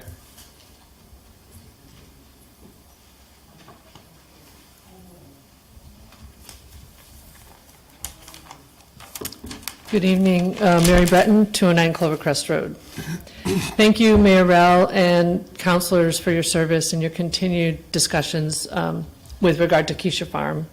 I'd also like to thank the town manager, Fred Presley, and Parks and Rec Director, Kathy Begley, for their continued work in bringing all of the relevant information and the research that they've been doing to the council to help make informed decisions regarding the best use of the community resource. I'm hopeful and encouraged to hear the council is discussing community-supported agriculture, trails, and active recreation for organized sports. I really believe that this is the right combination of things for this community resource based on all the research done to date and regarding the town needs and public opinion. I want to talk a little bit about the farming opportunities just briefly, because I'm certainly not the expert like Jim is. But the CSA model does take on what it can handle, and the opportunities are fantastic on this property. From a financial and farming perspective, it's self-sustaining. It doesn't require exorbitant costs to start up. It operates, it starts small and it progresses within the scope that it can handle. We've got some really great examples, 2 examples that we provided in the recommendations that show how successful CSAs operate. The risk is therefore low. It does no harm to the land. We bring it, actually, and enhance it, bring it to life. It uses active farmland, potentially the house, the barn, assets that are already sitting on the property. It just makes such great sense to utilize this land that we've purchased and revive the things that are on there for relatively nominal compared to what it would cost to build something. With regard to the sports field considerations, the most important recommendation Keisha Farm committee made was the last one, in my opinion, and that decisions about the property should be made with an awareness of community quality of life concerns that we heard and saw in the data, such as property value impact, traffic, costs, maintenance of property. And so we're at this point now, right, where we are hearing about specific types of fields that are being discussed by the council. And some of these examples or things that are being put on the table, a reasonable person would have concerns and want to know more about, such as numbers of fields or field placement. In particular, and I'm not sure if it's still on the table, I'm trying to keep track, but I'm not sure what the intentions are, but if an indoor field on Keisha is still in the mix, I think that is the one that raises the most concerns for us. And there's very little community dialogue. The question, the real crux of the issue is Keisha really an appropriate site for a commercial indoor complex? I mean, that's a question that we really have to look at carefully. I know there's been a lot of, tension and adversarial nature for all of us, but I just want to kind of comment and say, let's really just do a reasonable approach here and look at, is that really the place we want to put this thing? I mean, really. We do know, we're going to be getting the town manager's report. I'm looking forward to looking at that to see what kind of field options are in this town. I don't know if it's going to speak to an indoor facility or not. The Yukon land use study we just saw, we have receipt of state funding for Millwoods for improvements of fields. So there's a lot of new information to consider. And we also know that those concerns still exist by people. Last fall, when this idea was first introduced, I had started a petition, and I ultimately received at least 350 signatures from residents, just to put a pause on it, not to say no entirely, but to put a pause on it. People want to know, and I think it's the right thing to do. And months later, we don't know that much about it. And like Jim said, we were sort of told to quell, so that's what we did. But we do know that it's a commercial revenue generating from what we can gather, indoor sports complex in a residential site. We do know that we could find no other example in Connecticut of indoor sports complex within a residential area. And to be a success, it does require the scale and constant use, right? So we're no longer talking about serving the sports youth of thousands of sport athletes within the town. We're talking about that plus. And that brings on potential magnitude. And the hours of operation, the disruption, the noise, and it impacts Collier Road, Clovercrest, Stonegate, Highland Street, Highland Association, Cricket Knoll, Bob White, Jacob Drive, Highcrest Road, Highcrest School, and other nearby streets, as cars from the east and west, north and south, make their way from the Silas, Deane, the Berlin Turnpike, and 91 right to this neighborhood. So the quality of life is a real concern for our neighborhood. I appreciate the need for speed and decision-making to avoid analysis paralysis, to land the plane, so to speak. But we can't skip over the analysis part, the part that provides the rationale for the decisions. That's based on information. That's also based on addressing public concerns. After all, this is a referendum.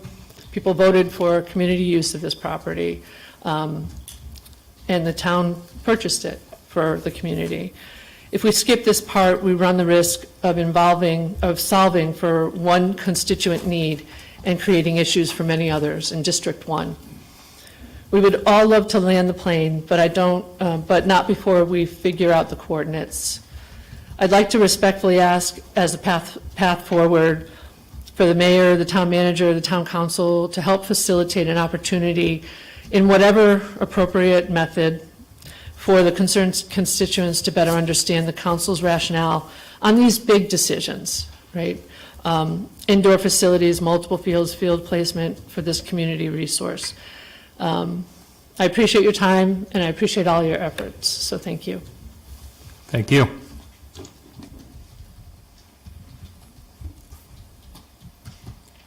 Yes, ma'am, and Bob will go with you.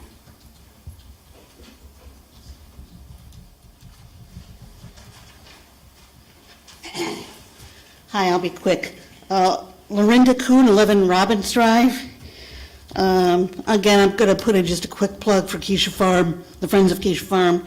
I'm a retired lawyer, and I'm on the board of directors now. I did help with the formation of the corporation and getting the 501c3 determination from the IRS. I've lived in town for 35 years. I had 2 kids go through the Weathersfield Public Schools. One was an athlete, one was not. What I like about the Keisha Farm plans are, it's another way to get kids off their screens and outdoors, and I think that we really need that.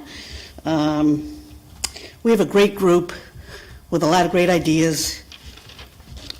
We've been working with Heirloom Market, Heartsease, and other people in town. We have a Girl Scout troop that's anxious to help us with a pollinator garden.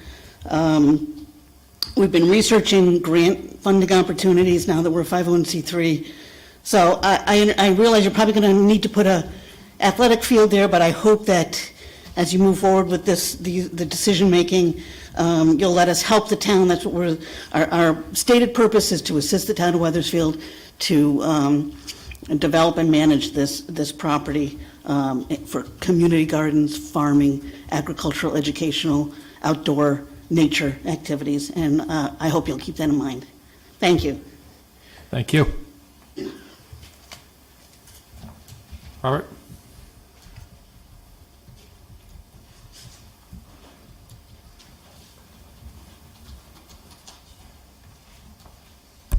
Good evening. Rob O'Connor, 180 Main Street, and I'm speaking on behalf of Bike Walk Weathersfield tonight, just in support of basically the 2 grant applications that Cindy had mentioned, the RAISE grant for the Silas Deane, stop calling it the highway and start calling it the Silas Deane Boulevard approach, as well as the Main Street LoTSIP funding grant. And Bike Walk Weathersfield is focused on bicycle and pedestrian safety and trying to make the town safer. Both of these grants, I think, would be big wins for the town to kind of connect the other grants that we're doing, where we have, when you cross the Putnam Bridge and look to the right and see the bike path progress, we're going to have a well-known state connection now over the Putnam Bridge from Glastonbury, and I think we want our town, when you land in Weathersfield, to be able to go someplace, not into the mess that's in between that grant and the LoTSIP grant for the next section. And I think this one on Main Street, in the same vein, will connect these things and make it more programmatic and make bicycle safety and pedestrian safety and also driving safety a priority in the town. I think we've done a lot of progress. I think some of it's not visible yet, but I think when the connectivity community grant gets in place and people see what those are, the raised crosswalk, while I know at the last meeting they talked about the height of it, and it's one of the things that always pops in my head is that it's very hard to not think in terms of cars. We think of Old Weathersfield and how many cars can we park there, and the discussion on the crosswalk was how the impact on the car, but it's a raised crosswalk meant to highlight the pedestrian and make their safe crossing. It's not going to it's not going to slow down cars. I was kind of surprised that the chief I was trying to look at the map of the speeding on Main Street, and there were no blue things on there, and I know I'm hyper-focused because I live there, and I've done my 6-year study, but they're speeding every day there. They're speeding every night there. It doesn't take police presence. It'll take some of these grants, I think, being implemented, bump outs, cut outs, maybe a bus pullover. One of the things where we hope that we can bike walk Weathersfield, and we hope that the town to restart the bike ped committee, the stakeholder committee. It's really, it would be a shame if it just withered, because we probably were 75% close to having a master plan completed, and a lot of the things in the master plan are things that come up, when a pedestrian gets hit in our town. The master plan has streets that we want to focus on, repainting, where we want these, and some of these grants, it's great. They're getting applied for it and won without, they were in the master plan, but it makes it look like we were predicting the future or something. But I really would like to, there's a need for that committee to comment on these plans and try to make them better. And I know Derek and the planning and zoning have done a great job, in the initial layout, but there are things in there that Cindy mentioned. The stress on parking, the eliminating the bike lanes where you can't do it. There are things there that committee should have a voice on. So we just would love to see it start up again, but we'd like to thank you guys for all the help. We're going to follow up with a letter for Derek to maybe put in with the application if you guys proceed on that, but thanks very much.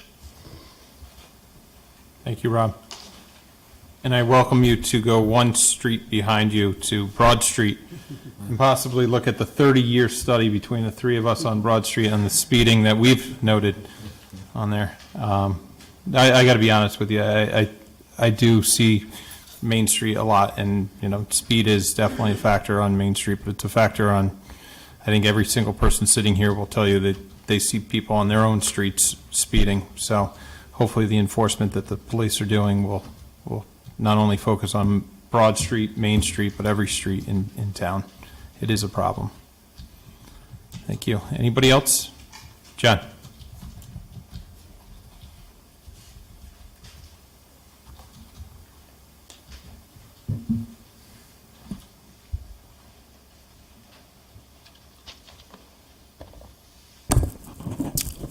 Hello. My name is John Curran, live at 34 Center Street. I've been a Weathersfield resident for 45 years, and I've lived at 34 Center Street for 35 years. My comments tonight are directed at the parking situation on Center Street that's caused by the presence of the Charles on the corner. So for 32 of those 35 years that I lived there, Center Street was a quiet residential street. There was modest traffic, residents parked in their driveways, service trucks parked in their driveways. My children, who are grown now, they played in the street with the neighborhood kids, and there was very little through traffic on Center Street. Unfortunately, the last 3 years, that situation is vastly different. All our privacy is gone. My house is the fourth house down on the right on the same side as the Charles. Every day from noon till 10, 11 o'clock at night, I have 4 or 5 cars parked in front of my house. There were 4 there, this was a Tuesday, so there were 4 there at lunch today. When I left tonight to come here, there were 5 parked in front of my house. And now with the no parking on the south side, cars were literally at 6:30, parked all the way down to Woodland Street. In addition to the parking situation, we have to put up with noise, littering, loitering, people starting their cars and then checking their phones for 20 minutes while their headlights are on and their cars are running. They block my center walk down to the street. They often partially block the driveways and the aprons of people next to us. And then in the morning, before the restaurant opens, we have all the commercial vehicles and the trucks coming down Center Street, frequently at high rates of speed. As I said, my children were able to play in the street when they were little. I will not even let my grandchildren play in my front yard today because of this situation. You may be aware that there's now no parking on the south side.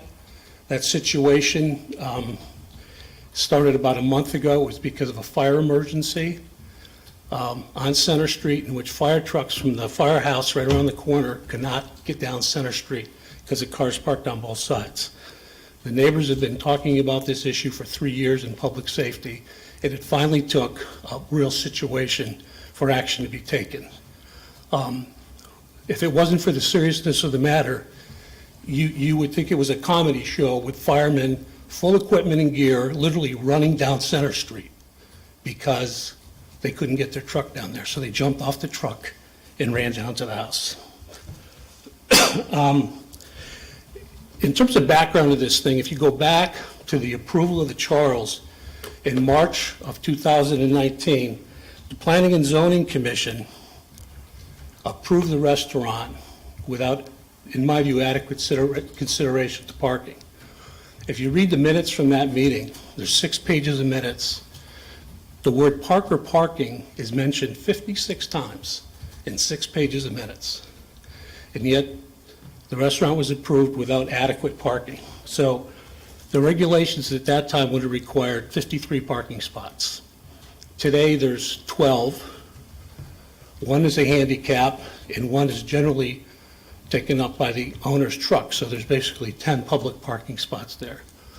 If you add the number of people that they now have for outside seating, that equation would require about 73 parking spots.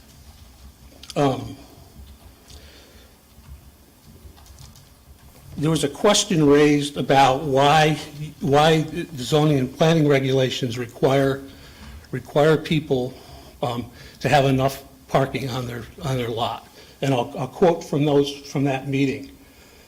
This was a town official that said, "So not as to burden a residential neighborhood with business parking." Yet they did that. Also, in addition to the requirement that there's the time 53 and now 73 spots, there's provisions in the regulations for unique circumstances. The commission can approve additional parking if it's within 250 feet of the location. Well, the firehouse and Keeney are not within 250 feet of that location. And that was part of the consideration at the time. So simply put, the regulations back in 19 were not followed. The neighbors had a meeting with the town officials back in July of 21. There was a lot of comments, a lot of complaints. Nothing was done. At the Planning and Zoning Commission meeting 2 weeks ago tonight, where Charles was asking for additional permission to use the outdoor space again, there were some 11 people that spoke. There were 12 to 14 people that provided written statements. The minutes are available online. I encourage you to read them because you'll get a sense as to what the neighborhood is dealing with today. I'm encouraged that I've had a couple email correspondence with Fred that he seems to be the only person in the last 3 years that has actually seemed to take this matter seriously and has seemed to be willing to help. So I'm really hoping that we can make some further progress. So what are the options to fix this problem? There's several. One is, there's three or four, and there's different ones, but one would be require valet parking for the Charles, so they couldn't park on Center Street. One would be make Center Street from Woodland to Main one way going east, so people could not turn from Main onto Center. And finally, the third one, which I think I would support first, would be resident-only parking on Center Street, where you have to be a resident or a guest of a resident to be able to park on our street in front of our homes. Fundamental issue here, and there's a lot of discussion about increased signage, there's a lot of discussion about additional parking, and I know the town is studying additional parking. The Keeney lot is not fully utilized any night of the week. You can walk down any night of the week. There's plenty of parking there. So in my view, the fundamental issue with the Center Street issue is that people turn on to Center Street from Main, looking for the parking lot behind the restaurant that has 10 spots. Those 10 spots are generally, in an afternoon, are generally taken up by 4 o'clock in the afternoon. So they just continue down Center Street and park, and that's just human behavior. So increased signage might help, won't solve it. Increased parking may help, won't solve it. So that's why I sort of support the resident-only parking.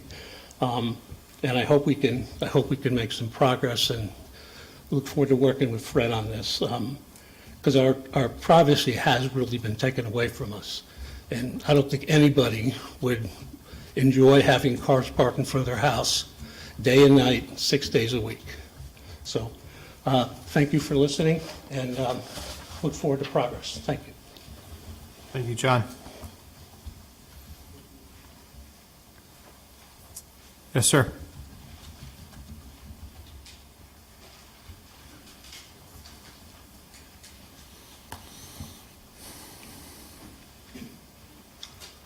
Hi, I'm Andrew Wisner. I live at 100 Center Street, and I thank you for calling on me. I'm here to talk about the same topic that John Curran just spoke about, and he's right. We have a huge problem on Center Street now with the lack of parking, and many of us neighbors on Center Street appeared recently before the Planning and Zoning Commission to discuss this. And one of the problems that I see is the Planning and Zoning Commission approved a restaurant that needs 53 spaces. At the time, it only had 13 or 14 spaces available.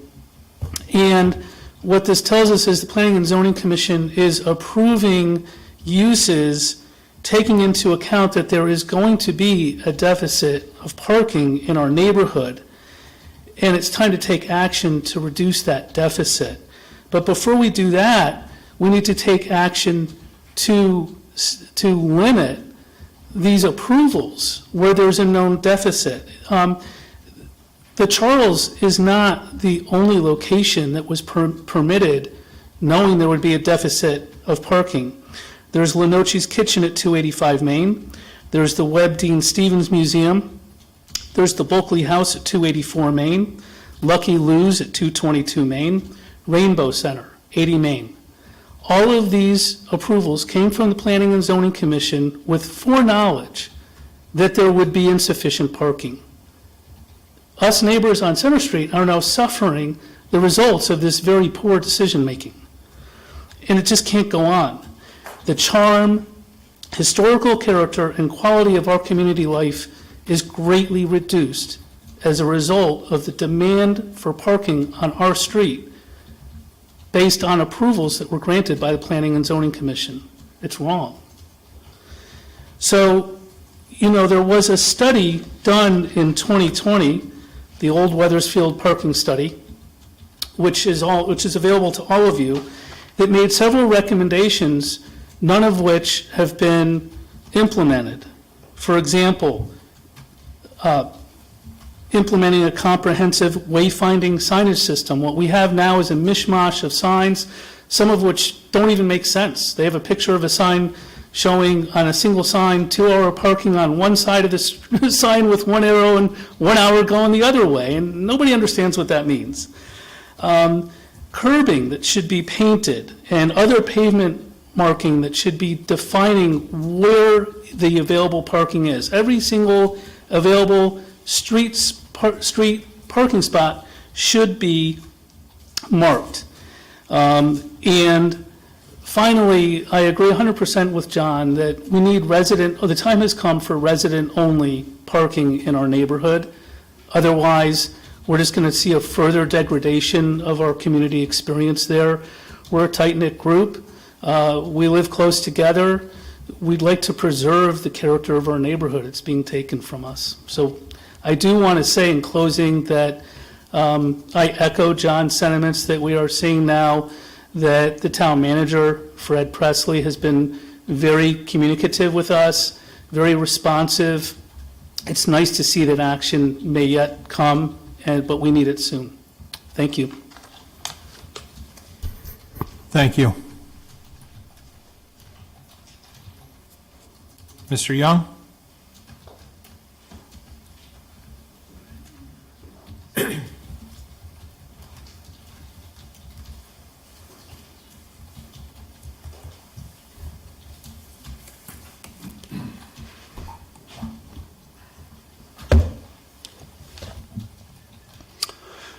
evening, Robert Young, 20 Copper Mill Road. I attended the meeting last week here, whether it was Monday night or Tuesday night, regarding the layout from the Yukon people for the Keisha Farm. What I'd like to say is that the way you were situated out here and the way that these meetings are held with microphones, it didn't appear to me that the folks, the town council members who were sitting out here had microphones strapped on them to talk, and including the speaker from Yukon, whatever his name was. Because every time he turned, I was sitting over there, and every time he turned this way, it was difficult to even understand what he was saying, because he turned in another direction to face people to talk. He should have had a microphone on. This room needs it. So I really believe something like that should have happened, and I can't believe you don't have microphones to pin on people. As a matter of fact, when you're sitting up here, sometimes some of these people turn away from the microphone, and it's difficult to hear.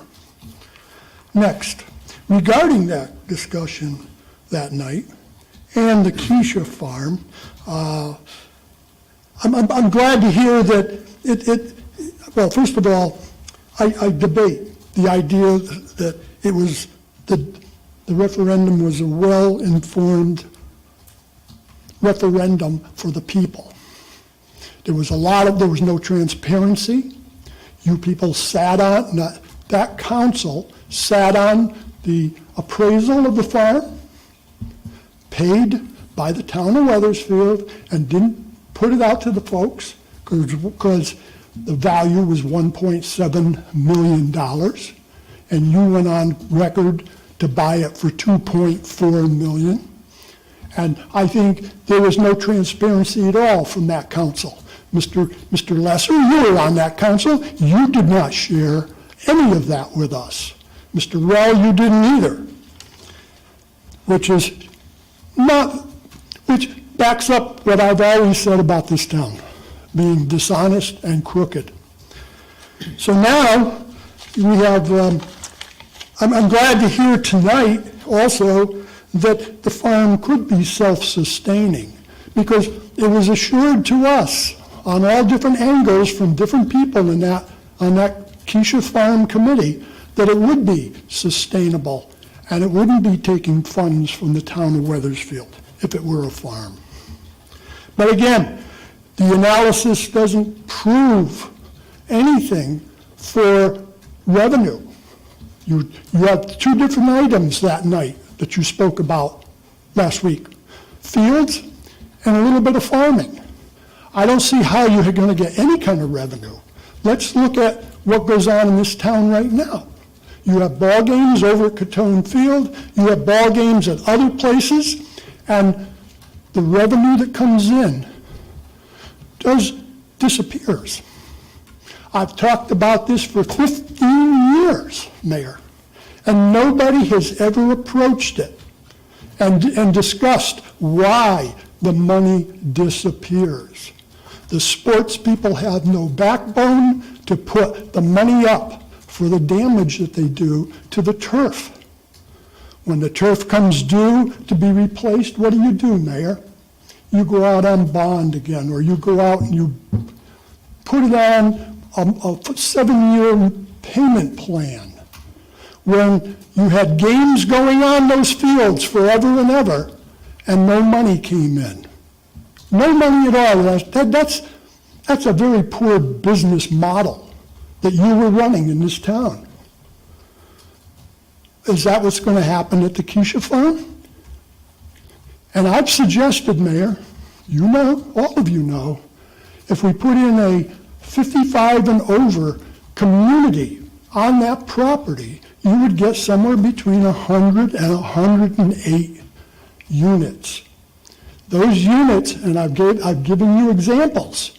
Think of those in Rocky Hill, where across from St. James's Church, there's a nice little community built there. And those homes are for 55 and over, and they sell in the $400,000 range, and they pay taxes in the $8,000, $9,000 range. Over in Newington on Deming Road, there's a small community as well that those homes sell for $380,000 and $400,000 each, and they generate revenue to that town in the amounts of $8,000, $9,000, $10,000 a year for perpetuity. Now, Mrs. Brenton spoke about analysis. Analysis is part of all of this. This analysis should be taken into account. And now that this analysis of the property has gone on, let's see how many building lots we can put in. Mayor, you have the ability to do that with our engineering group. You now know all the inches and the feet, and let's see how many we can get in there and find out how much the analysis shows that can be bringing in some money to the town. And that kind of an analysis doesn't provide a benefit to special interest groups. That provides a benefit to all the taxpayers in Wethersfield because it would help keep their taxes from going up. And that's in perpetuity, forever and ever, as long as they're there, and we're here. But you folks don't want to venture into something like that, which is really amazing. Yet you spend thousands and thousands of dollars in what you call redevelopment of the Berlin Turnpike, the Silas Deane Highway. You hire people to work and trying to fill buildings and make some money and bring in some tax revenue. And here you have a golden opportunity to bring in for perpetuity, once it's built out, $1 million a year in taxes. The fields are going to cost us money. The farming is going to cost us money, and we're going to lose one heck of a big opportunity. Thank you. You're welcome, Mr. Young. Anybody else? Seeing none, we'll move on to the agenda. Council reports from boards and commission members, or liaison reports. Councilman Lesser.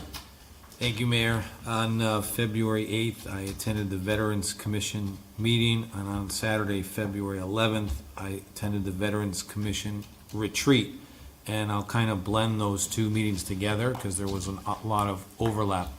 So at the retreat, they started with a very interesting, call it icebreaker program, but each person was asked to photo share, to bring a photo of a veteran connection, either themselves at a veteran or someone they're connected to, and tell a story about that, which was a nice way to start the retreat. And then we talked about a review of what the Veterans Commission accomplished in 21-22, specifically 22, and what their goals were for 23. And a few of their goals are, and discussed was along the lines of Memorial Day Parade and having a potential theme, and the discussion was about the theme of the greatest generation and honoring folks who may have served from the greatest generation. There was a large discussion of how to do more with the schools and educating the students about veterans, about potentially setting up a scholarship, and a lot of discussion about, as you remember, a few years ago it was decided that Veterans Day would be, school would be in session before it was a day off, so there was a lot of discussion about what type of learning could go on. There was the ceremony last year, but what other additional programming could be done on Veterans Day. And let me just note if there was anything else of significance. That's about it. It was well run by Colonel Shipman as the chair, and the town Rachel Mattioli was there, and she provided some great support to everybody attending. So it's a good meeting, good retreat. Thank you. Thank you, Councilman. Anybody else? Hearing none. General council comments. I've just got two things to share. I think we all received the email today to participate in the St. Patrick's Day Parade in Hartford. This will be the second year in a row post-COVID. I invite everybody up here to march with either the town council or together with the Weathersfield contingent. It is on, I believe, Saturday, March 11th. Kicks off at 11 o'clock. Or 11:15, I think, this year. Weathersfield has always been a large draw for town residents to come out and see us march in that parade. I know a lot of you have marched in the past, so just a reminder for folks that is going on the 11th. I do have to apologize to the folks at Unico. Last Sunday was Unico's pasta dinner. Unfortunately, I was manning the concession stands at a basketball tournament here in town. Unfortunately, my son came in second place, lost in the finals, but to Weathersfield's local team here. But it was an all-day event on Sunday as well as on Monday. But the Unico event, for those that don't know, Unico sponsors a number of worthy causes here in town.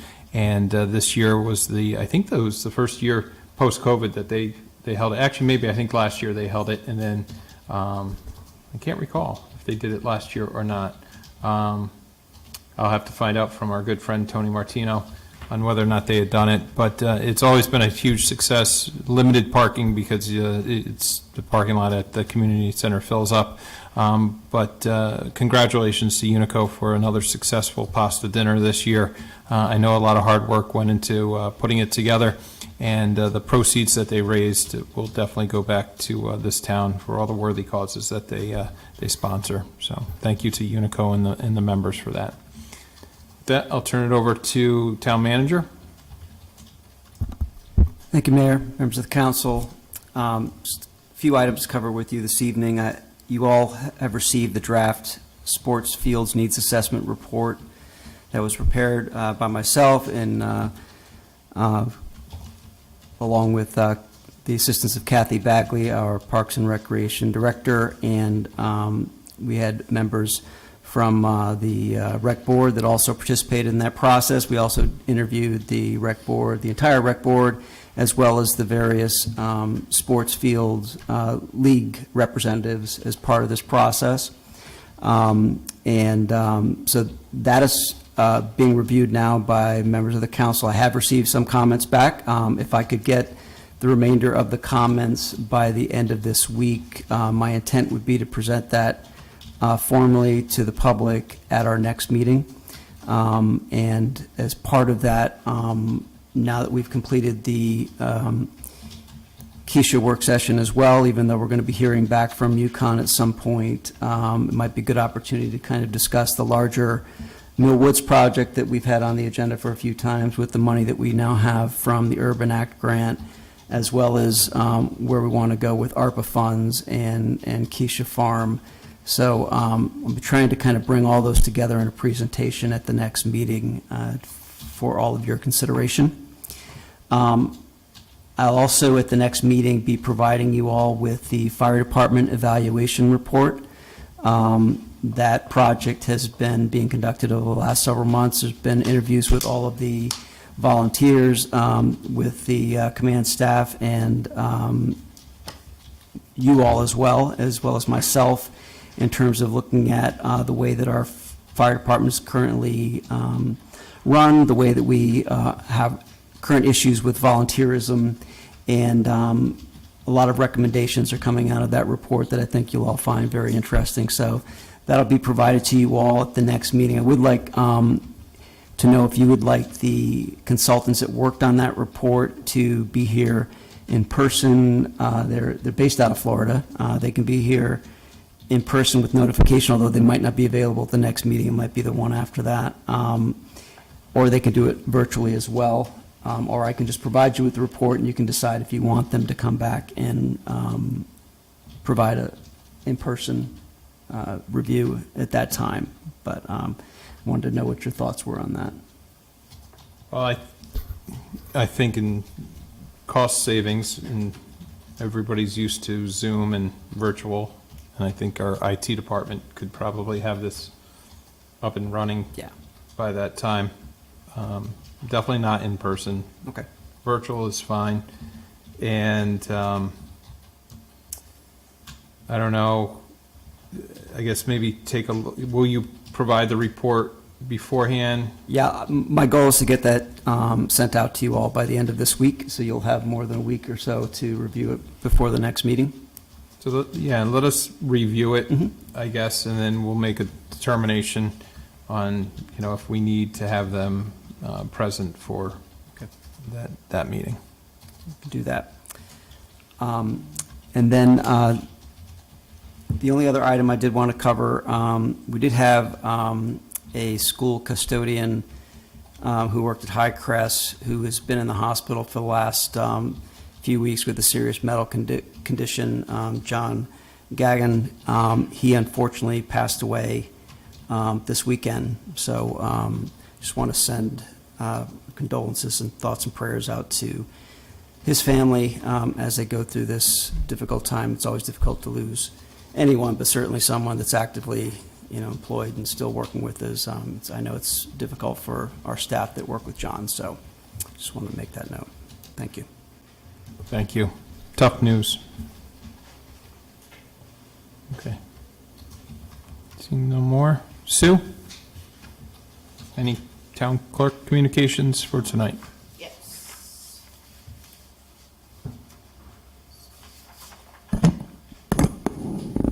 The town clerk's office has been busy getting the final details ready for the new Granicus system.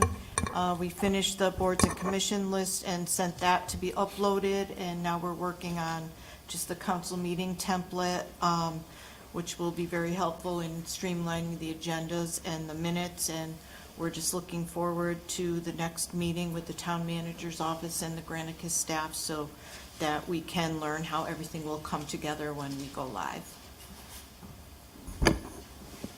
Okay. Thank you, Sue. Moving on the agenda, council action. There are no bids before us. There was a request to remove item 2C, bids off the consent agenda, just for discussion purposes. And did we have any resignations or appointments? I can't recall. No, we didn't. Yep. So we we can, go ahead and vote on the rest, which would be the minutes. yeah, just vote on the minutes. They were included in our packet. If I have them. Everybody, I believe, had them. Anybody had any questions or concerns about the minutes before us? Hearing none, I'll make a motion to approve the minutes of Monday, February 6th. Second. Motion's been made and seconded. All those in favor signify by saying aye. Aye. Opposed, nay. Ayes have it. Motion carries. Moving back up to item 2C, bids. I did see Derek walk in. I don't know if you want to give a brief description of these bids, and I think there may be a couple questions before us. Okay. Thank you, Mr. Mayor, members of council. My name is Derek Greger. I'm the town engineer. I'm here tonight with a couple of requests related to our spring paving program. As I've come up here many times before in the past, the town and many municipalities utilize state contracts for these types of programs, just really due to the higher volume in the state contract and the lower pricing that we tend to get. So the state opened up their bituminous pavement bid earlier this month. Of course, as you may expect, the prices went up from last year, approximately 17%. For it, Tilcon ended up being the low bidder for this area. We've used them for many years in the past. They've been very good to work with.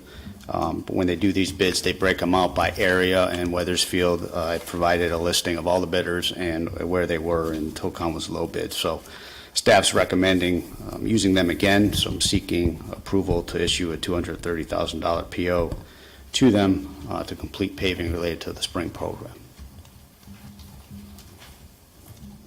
Any questions for Derek on the 230,000? So I've had a brief conversation with Derek, email earlier this morning. I just wanted to share with the rest of the council. My question was related to traffic control and police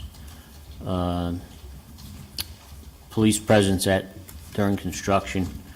And my question revolved around a $157,000 line item in the general paving bid, and also I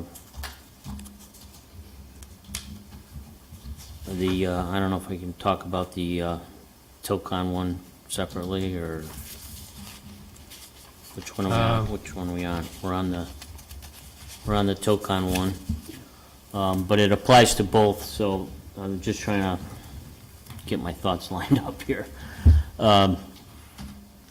It appeared to me when I looked at it that we possibly might be paying Tocon for traffic enforcement, traffic control, and law enforcement at construction. And Derek's explained that that's a separate item in the state bid. Is that correct?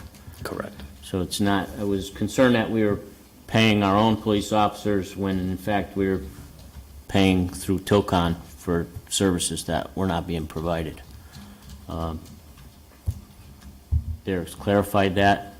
The same applies to the second bid with general paving, so I don't have anything further. I just wanted to share that. And I also, Derek, could you mention about the going forward with the way police will be paid for? Yes, historically, for any town-funded project in town, the payment for police overtime came from the police department's budget.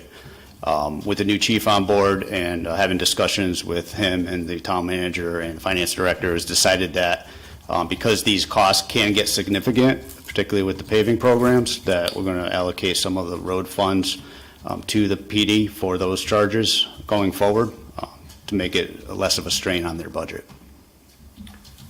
And then the other point I wanted to bring up was Councilor Clancy brought up about the requirement or potential requirement for the town to provide 2 officers at each site. I don't know if town managers had a chance to look into that at all. I think, Derek, you stated that for state projects, there's a requirement, correct? Really what drives it is we have a local map that's been developed based on the road classification, which generally ties to the volume of traffic on a particular road, that identifies certain roads that we require to have police protection on, other roads that could have traffic flag persons or police. It's usually up to the discretion of the police department as to what they feel is needed. Generally speaking, when we issue permits on a road that's red and says it needs police, we notify them, you have to contact the police department to have control. So we tend to follow the same rules that anybody working in the right-of-way does. And that map is a town-generated document? Yeah, I don't know where it originated, but it's been in town for a while. Generally the roads don't change because the busy roads stay the busy roads. But generally, at any site, even if it's a local road that doesn't require, if police department stops by and feels it's necessary, they have the right to require the contractor, whether it be our contractor or a private contractor, to have police present. Thank you.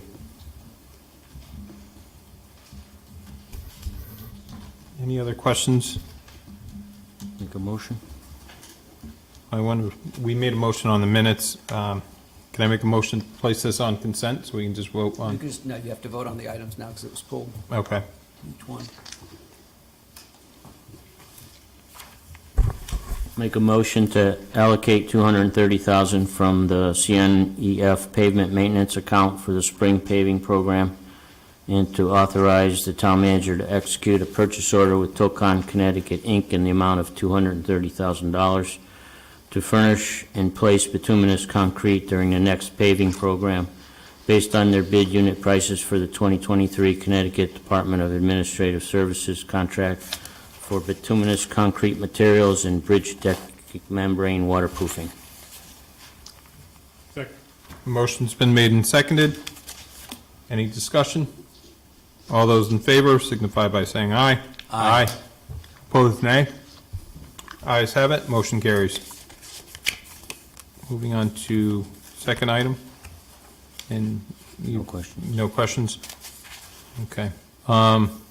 Derek, do you want to just give us a brief overview of the $175,000 from CNEF for this portion of the funding? Sure. So the town for many years has had a contractor that's on call and available to assist with these programs. They help town staff with managing the construction operations, providing maintenance, protection of traffic, doing drainage improvements, driveway aprons, curbing, some of the smaller items that go with the project, both before and after. We usually have Tocon come through, or other contractors do the major part of the work. So that is separate, not unlike what we do for other aspects of the program. It's not a state contract, it's a local contract. We've extended their contract a couple years ago, or maybe a year and a half ago.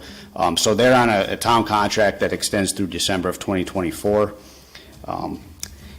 Typically, every program we come back, we're running the same PO. We just estimate how much it's going to cost to have them provide their services for us, and I'm here to request an increase in the PO to cover that for the spring. Okay. Questions for Derek? I had just one question for you, Derek. This area for the spring pavement program, that's going to tie in to what was done previously on Pine, and I don't know if you guys did Crest or not, but I think you did Yale and a couple others in that area. This goes a little bit further over to Wells Quarter Village, where I think we've seen some water damage in like the lower portion of Western Boulevard, maybe some tree damage entering off of Wells Road as well. And I know we have the software that tells us, which ones are, I forget what the tiers are and the numbering system. They've changed since you got a new vendor. But it's your opinion, and these are most in dire need right now. I know you've kind of gone back about a year to start looking at this, but I know the area pretty well. The streets are pretty rough. This will take care of a lot of that, where the drainage and pooling has been done on Western and some of the torn up pavement areas. There's no underlying issues below the surface. If we do a true mill and overlay, or actually you have a full depth mill and overlay, but the mill and overlay will take care of any of the issues that are creating some of the problems. Yes, so this program was selected based on, you're referring to MDC had a water main project last year that they were required to pave a lot of the roads, and we did partner with them on some of the roads. They weren't necessarily required to pave the entire width based on our usual standard policy with them. So the town contributed some, so they paid for the lion's share of it, and we paid for a little bit. We went back to this area because looking at the evaluations and the ratings that we got, there were a few remaining roads out there that could use some work, and since this will kind of take care of that neighborhood, when I say take care of, I mean get the roads up to a better PCI rating throughout that whole neighborhood. We thought we would just go back there and finish that up. With respect to those being in the most dire need, when we develop our programs, we don't always just address the worst first. We try to balance that between getting the worst roads and also trying to keep the roads that are starting to trend into a full reconstruction mode back up to a higher PCI level and a longer life, so we don't have to spend so much money to reconstruct them. So this happens to be one of those programs that is more of a maintenance program, where we're going to go in and go after some of the roads that are just getting to that category. Future programs maybe heavier on the reclamation and reconstruction side. But we did have a very large program last fall. It was quite expensive. We really expended all our funds, so this one's a little bit smaller than usual, just to kind of get us back into the financial planning for the tax coming in. Gotcha. Now, are we going to be doing any seal coating that we've done in the past? Yeah, we're meeting shortly with some reps that do different types of treatments we've talked about. Historically, we've only done crack sealing. However, we want to start looking at some other newer methods that some towns are starting to employ to see if they're beneficial for us. So I think, yes, we will allocate some funding for maintenance work, which will include some crack sealing, but we want to look at some other options as well. That might be something we come back for in the summer once we make those determinations. Okay, great. Thank you. Any other questions for Derek? Not? I see Kenny putting his glasses on. No, go, Tom's doing great. He's the one who pulled it off the consent, so he should get this. I feel bad I took it off the consent.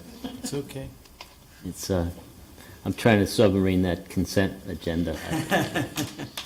I'll make a motion to allocate $175,000 from the CNEF pavement maintenance account to increase the current purchase order amount with general paving to complete site preparation, restoration work, drainage improvements, and additional support services associated with the town's next paving program under the current miscellaneous paving preparation rehabilitation contract. Motion's been made and seconded. All those in favor signify by saying aye. Aye. Opposed, nay. Ayes have it. Motion carries. And then we have a B4. Okay. Item B4A. Derek is staying up here. This is the approval of to submit the LOTSIP application for infrastructure funding. I think I saw a couple folks talked about this earlier. If you could explain it a little bit further. For those that are up here, we did see this last week, or at the last meeting, so it looks like we're going to apply for this funding. Yes, so I came to council at the last meeting to just give an overview of the program and let you know we were starting to prepare application materials. Since then, it's come along quite a ways, so I can give you an update to that. Just to reiterate, this is local transportation capital improvement program funds from DOT. We've applied for them many times before. This would be our, if we were to be awarded, probably the 5th project that we would get funding for, so it's been a good program for us. With this program pays 100% of construction and inspection costs. The town is responsible for design. They have a cap at $4 million for a submittal. So this project is really for reconstructing Main Street. I think I was a little ambitious when I came a couple weeks ago as far as how much we could get done for the $4 million. CROG has changed some of their unit pricing that they're requiring us to use.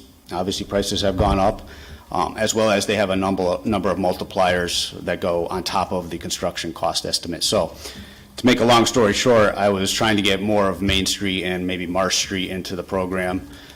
We are at about $3.8 million to go from Garden Street to just north of the Marsh and Church Street intersection. That includes a full reconstruction, which is what DOT is requiring us to do for this road. When we get to design, we may have opportunities to scale that back a little bit. When I say full reconstruction, they're saying basically we have to dig out all the base material, brand new base material, and brand new pavement.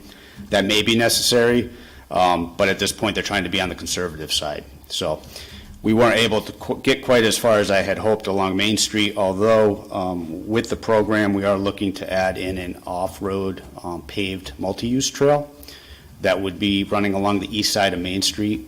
It would originate at the Keeney Center parking lot, go up the east side of Main Street up to Hart Street. So the trail itself would extend beyond the limits of the pavement reconstruction. But it would allow us to at least get to Hart Street, which is part of our Heritage Way trail route, and allow people to at least be able to get that far. With the last plan that I had come in with, we were talking about keeping bike lanes in Main Street all the way down to the Marsh Street intersection, but for safety reasons, we felt it would be better if we could get them off the road, because that's where it starts getting more congested and it becomes more of a safety issue. So that is included in this. With the plan to be, this is considered, this is called Main Street Reconstruction and Safety Improvements Phase 1. The idea being, this is Phase 1, we'll have multiple phases as needed in the area to get through the entire infrastructure that we need, but at least with this, if we go back for a future funding application or other programs that are out there, they could see where we're trying to work on it in increments and at least phasing the project. It will also include streetlight extensions to the south. We had talked for quite a while about extending the decorative street lighting that stops at Center Street further south to Garden. So this will include putting in some new posts and fixtures going south, as well as conduit. I'm also putting in, because of the fact that we can get the same poles that we have out there now, but we can't get the same exact light fixture. I'm including replacing the existing light fixtures on the existing poles as well in this throughout the whole stretch, which would be from Garden Street or Center Street, where it is now, all the way up to about Hart Street, which is still within the project limits. So there's 34 of those. So we're going to add those into the project. So if that goes through, I'm hoping to be able to get that funded. So as I mentioned, it's about an estimated cost of just under $4 million. So I'm here tonight to officially seek approval from the council to move forward with the application. There is no cost to apply. I think we had talked last couple weeks ago when I was here that, town will be responsible for construction, for design costs if we were awarded the funds, which, based on the pricing we're getting, is probably a $200,000 to $300,000 cost if I had to estimate something right now. However, in the past, we have had other, funding sources, maybe local road funds that we've utilized when we had the opportunity to get some state funding to get a project of this size done, which is much too large for our regular annual paving programs. It would chew up a number of years of paving programs. So this is the best opportunity we have to get these improvements done. So the application is due tomorrow. So if you're in agreement, we'll move forward with just finalizing it and submitting it to CROG and see where we go from there. Any questions for Derek? Councilman Lesser. Thank you, Mayor. First, Derek, thanks for all your work on this and all the other projects. So I have two questions. One is the timetable for the initial project, the $300,000, and then in the write-up there was talk about the whole scope of the potential project, including parking, and we heard a lot about parking tonight. Can you address those two things? One, the timetable for the first part of the project that you're looking for, the $200,000 to $300,000, and then overall some of your thoughts on parking if we get the full funds, because that's a significant issue to folks in Old Weathersfield. Understood. Yeah, so as far as the timetable goes, we have our third and fourth lots of funded projects, which is for trail improvements along Great Meadow Road and Marsh Street, that are further along. So I do have a request for some capital funds that will come to council to hire an engineer to get that done. So that would be the first priority as far as scheduling goes. But if this was selected, I expect we would find out sometime over the summer. With that, we would have to allocate funds. So realistically, if we started it in a couple of years, I think that would be the best case for constructing what I'm proposing right now along Main Street. Obviously, we'll expedite it as much as we can. With regard to the overall planning for Old Weathersfield, there's been discussions lately with a number of stakeholders about all the improvements we need. We're trying to look at it from a high-level overview of where all our needs are. This is just one component of that, and we're trying to demonstrate that the town has a vision and a plan, and it's not just a one-and-done type of project. With regard to off-street parking, Lot SIP does not cover that type of project. It has to be infrastructure-related on a collector or arterial roads, which are our high-traffic roads. So it's not, that's why we're not putting in that type of an application for this, although there are other funding solicitations out there with applications coming up that I'm sure we'll be coming to talk to you about that could include some of the parking improvements you mentioned.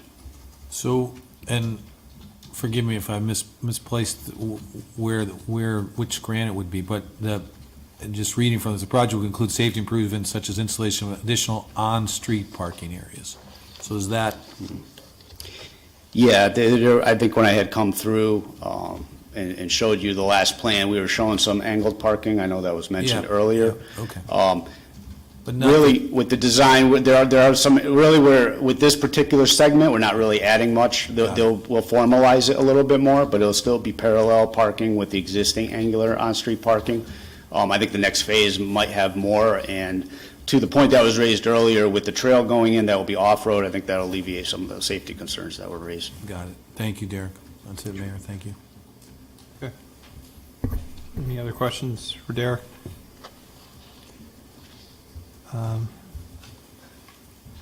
I had one question that escaped me, unfortunately, but I was thinking this would be from Garden now just to Church Street, Church and Marsh? The north side of that intersection, correct? Yep. Oh, the north, okay, so it would be the intersection and then just beyond.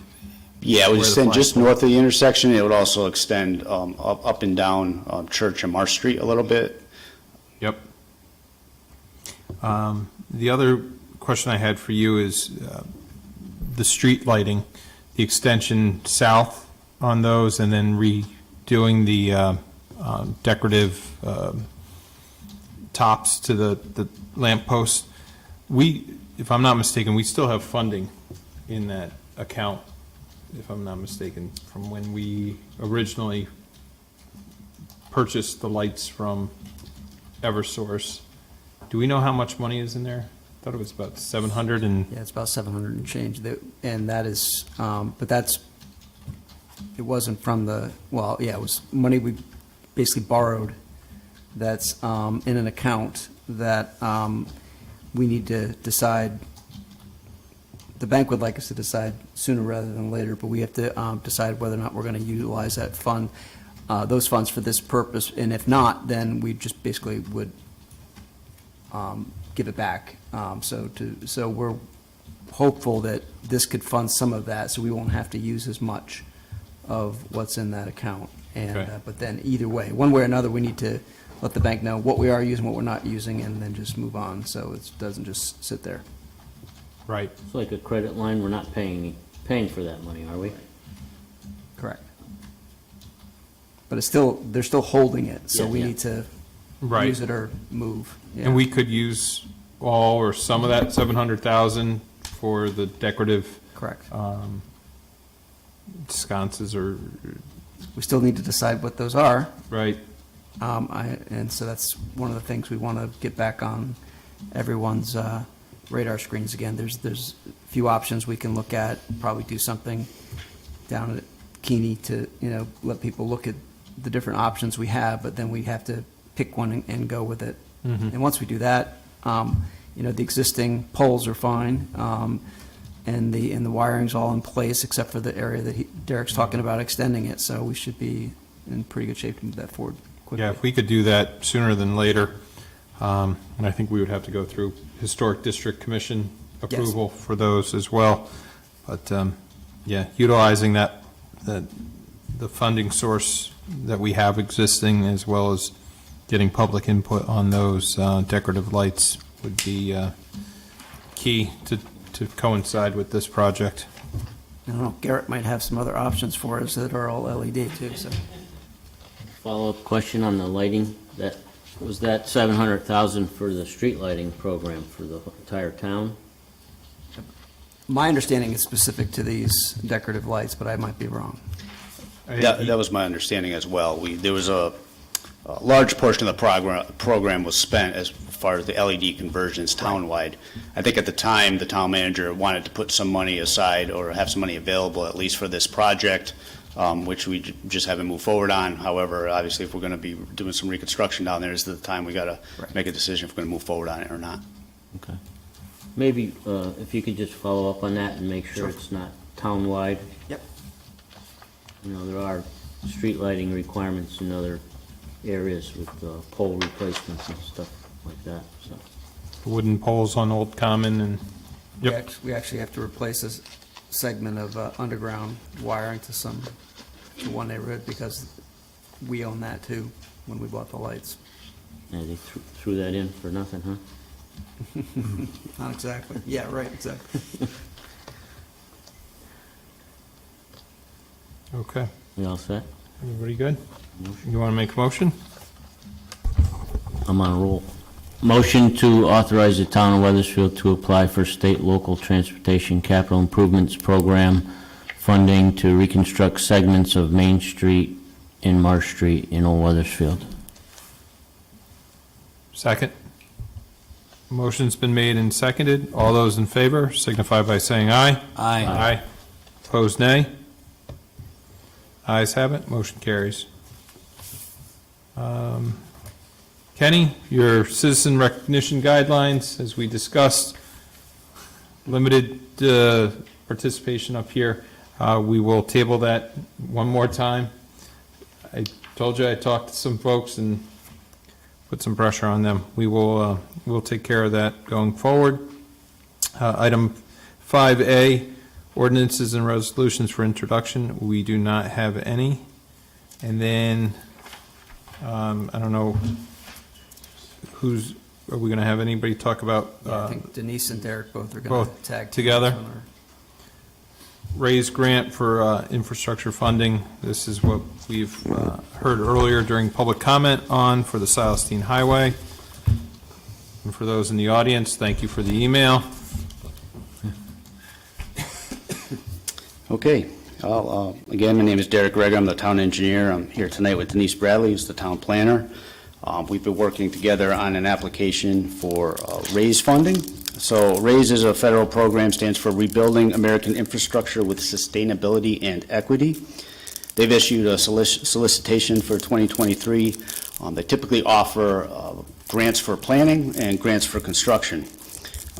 It's a program that pays 80% of the costs. Towns are responsible for the remaining 20% match. So as has been discussed, there's really a need to look at the Silas Deane Highway corridor.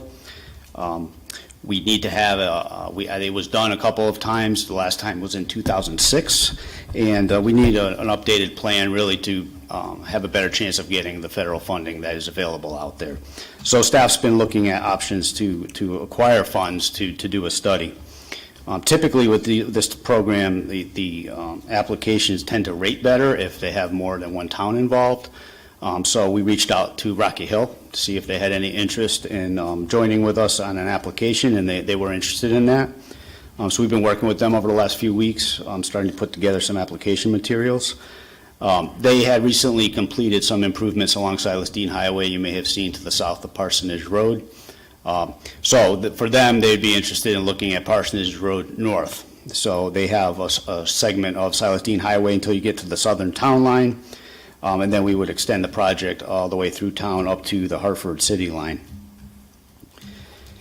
Like I said, this will update the previous plan that was developed. The purpose of it is really to have a consultant just look at the entire corridor, look at what safety and aesthetic improvements would be the best options, give us some ideas on what those would be, what the cost would be, let us look at alternatives, and it will involve obviously a lot of public input as well. But at least this is the first step to getting to a point where we would be in a position to potentially apply for raised construction funds or seek funding through other sources, and there are other programs out there that would cover similar types of projects. So similar to the last application we talked about, there's no cost to apply. In talking with Rocky Hill, and we have the same consultant that's been a grant writer for us that we're both working with. We anticipate the maximum request for the grant would be $500,000, of which the towns would be responsible for 20% or $100,000. And in talking with Rocky Hill, just based on the distances of Silas Deane Highway included in the study, they would pay approximately 25%, we pay 75%. So with that, at most, if we were awarded up to $500,000, we think we would have to contribute up to $75,000 as part of the study for our match. So we were here tonight just seeking approval to at least apply and see where that goes. The applications are due next Tuesday. Not tomorrow? Not tomorrow. We have a little bit more time, but that's why we have been working on it ahead of coming to see you to at least get in a position where we'd be ready to submit if you are in agreement. Got it. Councilman Lesser? Well, thank you, Derek and East. I'm excited about this. It's long overdue that we have, a new plan or another plan to kind of change the look and feel of the Silas Deane Highway. My question, similar to the other one, is more timing related. So the application I know is due next week. When would we hear? And then when would we be able to, and I know this is more futuristic, potentially implement some of the recommendations? Well, this is a federal program versus state, so typically, just based on my experience, it takes longer to get through that process. So I don't know, because we haven't gone through a raise process yet. We did apply at one time for a raised construction grant, and it took, I would say, maybe, I would estimate 6 months maybe to get a reply. And then there's contracting that has to get in place. So it's a more complicated process. I would be hopeful if we were able to submit now and could find out late summer or fall, if we had the funding, we could start working towards getting a consultant on board. We have a scope of work kind of developed at this point, so we know we're ready to pretty much move on that, and we'll move it along as quickly as we can. Got it. Thank you. Thanks. Mr. Deputy Mayor. Derek, can you explain a little bit, how does this work when it's a state road and it's a town project? And it would seem to me that the state would be calling the shots on how things get done and what gets done. And so is there any town property between the state right-of-way and private landowners? Or, when you talk about street improvements, you're talking about doing all the work on private property? Lamp posts, sidewalks, things like that? I think most improvements would be within the state right away. However, depending on how the project goes, there's potential to consolidate access points, consolidate aprons, make changes that would affect private properties as well. Yes, to your point, it is a state road, so they are going to be heavily involved in it.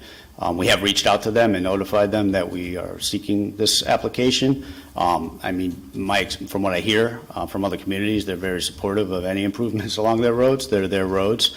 The only project I know about that we're really going to have to coordinate with them is they've started, or the very beginning stages of a traffic signal study along Silas Deane Highway. That they explained to me would be similar to what's recently done along the Berlin Turnpike as far as a coordinated traffic signal system, just less involved and a simpler system. But they are aware we'd be coming through with this, so that would be, one particular project we'd have to coordinate closely with them, because whatever they're going to be doing would affect what we're going to be doing and vice versa. But we would move forward with this study and produce some sort of plan and then submit it to the state? Like, what do you think? Is this something we can do, or how does that work? Besides the towns of Rocky Hill and Weathersfield, they'd be a stakeholder in this as well. So yes, I think once we are developing plans, they're going to have a seat at the table for their input, and it'd be a joint effort. And plus, CROG is a coordinating body for this, and they're very close with Connecticut DOT on all these, so they're informed throughout the process. Yeah, they've been working with us over the last few weeks as well. We had multiple meetings with CROG staff as well, so they've been very instrumental in helping to steer the ship and give us some direction. You mentioned the intersection street lights or whatever, traffic lights. Are they talking about putting those huge, ugly stanchions along our Silas Deane Boulevard, which would really look nice? Well, that's what. Is there any way we can do anything about that, or is that? Well, that's why I specifically said the traffic signal operations. I don't know the answer to that. I suspect. They've gotten a lot of feedback from us, but from other communities as well about what was done down there. So my understanding is I wouldn't expect them to, but I haven't gotten any direction. I think they're too early in the design stage at this point. They've been out doing some survey work. That's about as far as it's gotten. So that's something we'll have to definitely have a conversation with them as we move forward. Seems like, we're trying to have nice decorative lighting, and they're going to put these billboards up. It's like going in the wrong direction, for me anyways. Thank you. That's a good question. Actually, when you mentioned the traffic signals, that was the first thing I thought of. And I can tell you how my conversation would go. No. Not on the boulevard or, whatever we want to designate it as. I think they're tacky and unsightly, and obviously they serve a purpose, but I don't know what that purpose is. I think the existing traffic lights and stoplights and the poles that they're on do a fine job. Any other questions for Derek or Denise on this? No. Thank you for, Do we need a motion on this? thought we did. I can make it if we do. Yeah. But I just want to, Tom said I just want to say thank you. I mean, this has been something over the years, and study after study after study. Hopefully this one, with the use of these federal grants will, produce some positive results for that area.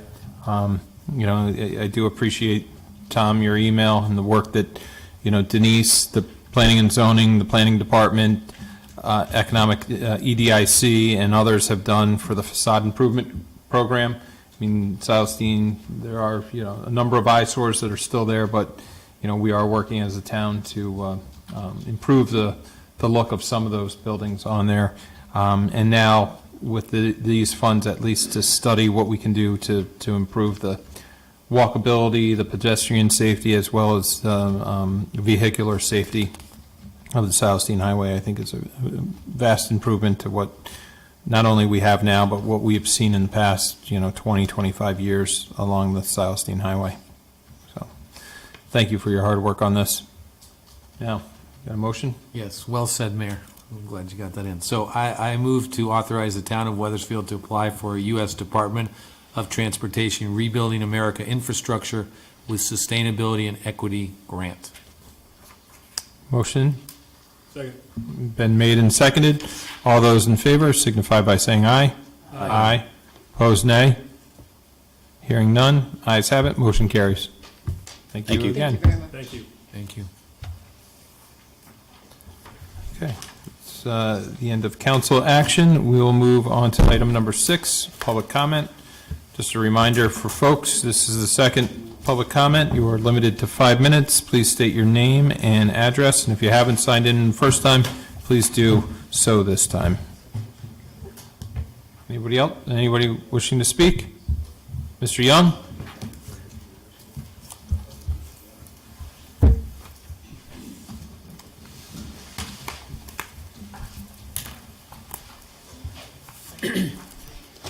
Good evening again. Robert Young, 20 Copper Mill Road.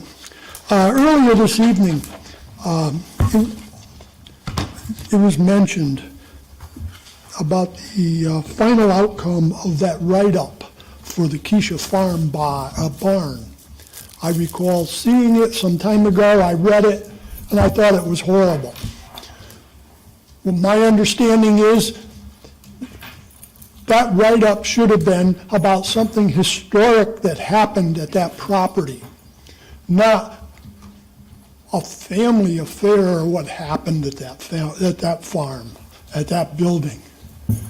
And, we could say what is mentioned in that write-up could also apply to almost every barn across this country. The family lived there, they worked in the barn, da-da-da-da. Nothing historic about that. It really dumbs down the idea of giving an award for some building that has historic value. And I'm glad that it hasn't gone anywhere. That's what I'm up here to say. I'd be embarrassed to send it somewhere. And that somebody up in Hartford would approve it. The only reason somebody in Hartford would approve it is to make that particular little group of special interest people happy and give them a reason to give them some money. That's the only reason the state of Connecticut would approve such a pathetic write-up. But no farmer in his right mind would do anything to that building if he owned it. He would just use it until it fell down. has no value. Its structure is 1940, and I'll bet they didn't even get a permit to build it.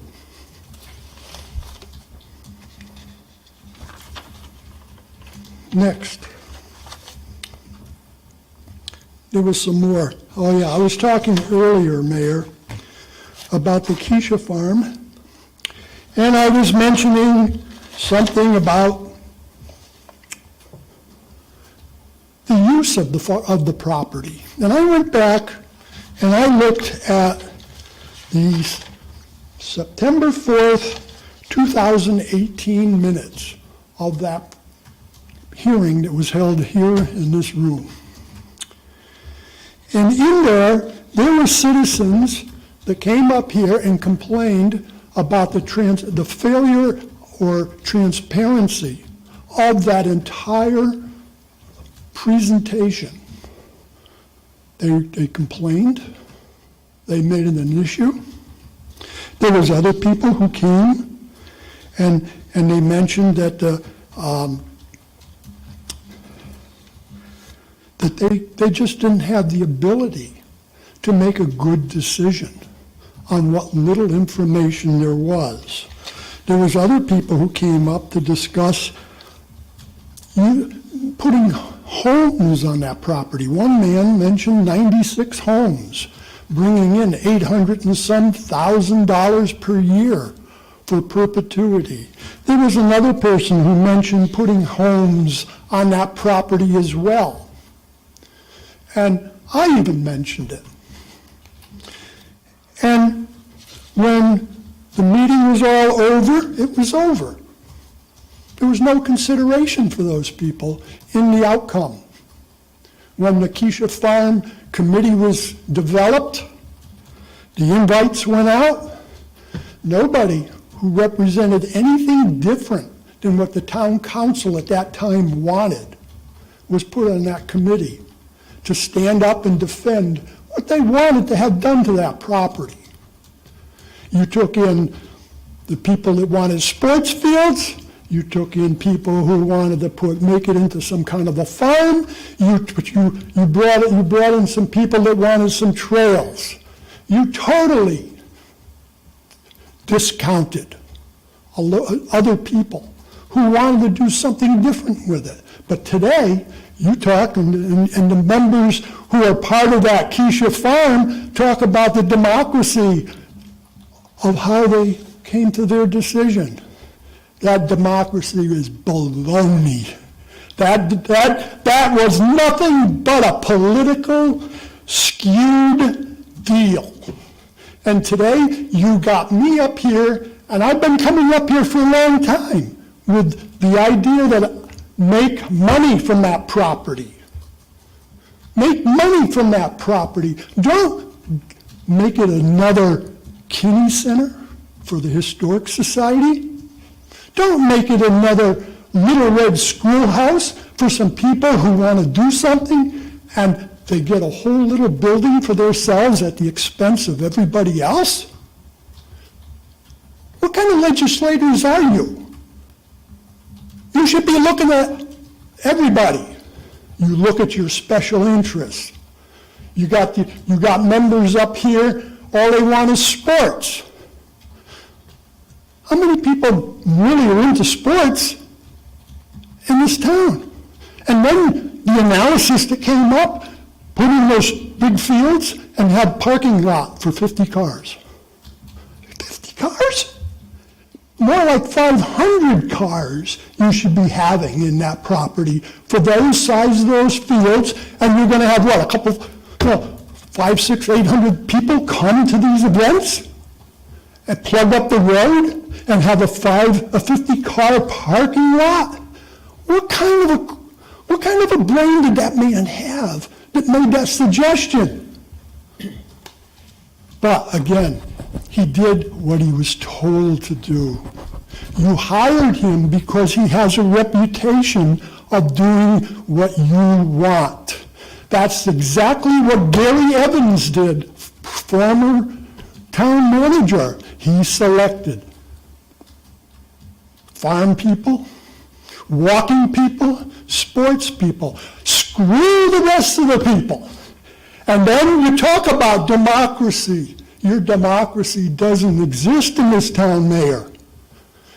What really exists, what you should make exist, is you have an opportunity at the Keisha Farm to not make it another Kinney Center, Weathersfield Historic Society kind of a deal, or the Little Red Schoolhouse. Make it into a moneymaker. We'll take it into If you're consideration. not that kind of a Thank you, Mr. businessman, Young. You're and five that's what you minutes up. should be, is a businessman on this whole deal. Instead, you're into, let's put up the fields. It's going to cost money, but who cares? Look at Catone Field. Show me the dollars that they brought in over the last Mr. Young? 15 years. I know. Point well Mr. taken. Young, you're done. I'll be back, but Mayor, let me tell you this. I'm going to be coming back. You'll be gone by then, and I'm still going to be coming here. And I will lace into any of them who's sitting up here and blame them and their colleagues. And of course, you'll get blamed too. But be a businessman about it. Make money. Move we adjourn. Motion's been made Second. and seconded. All those in favor signify by saying aye. Aye. Opposed, nay? Sure? Hearing none, we're adjourned.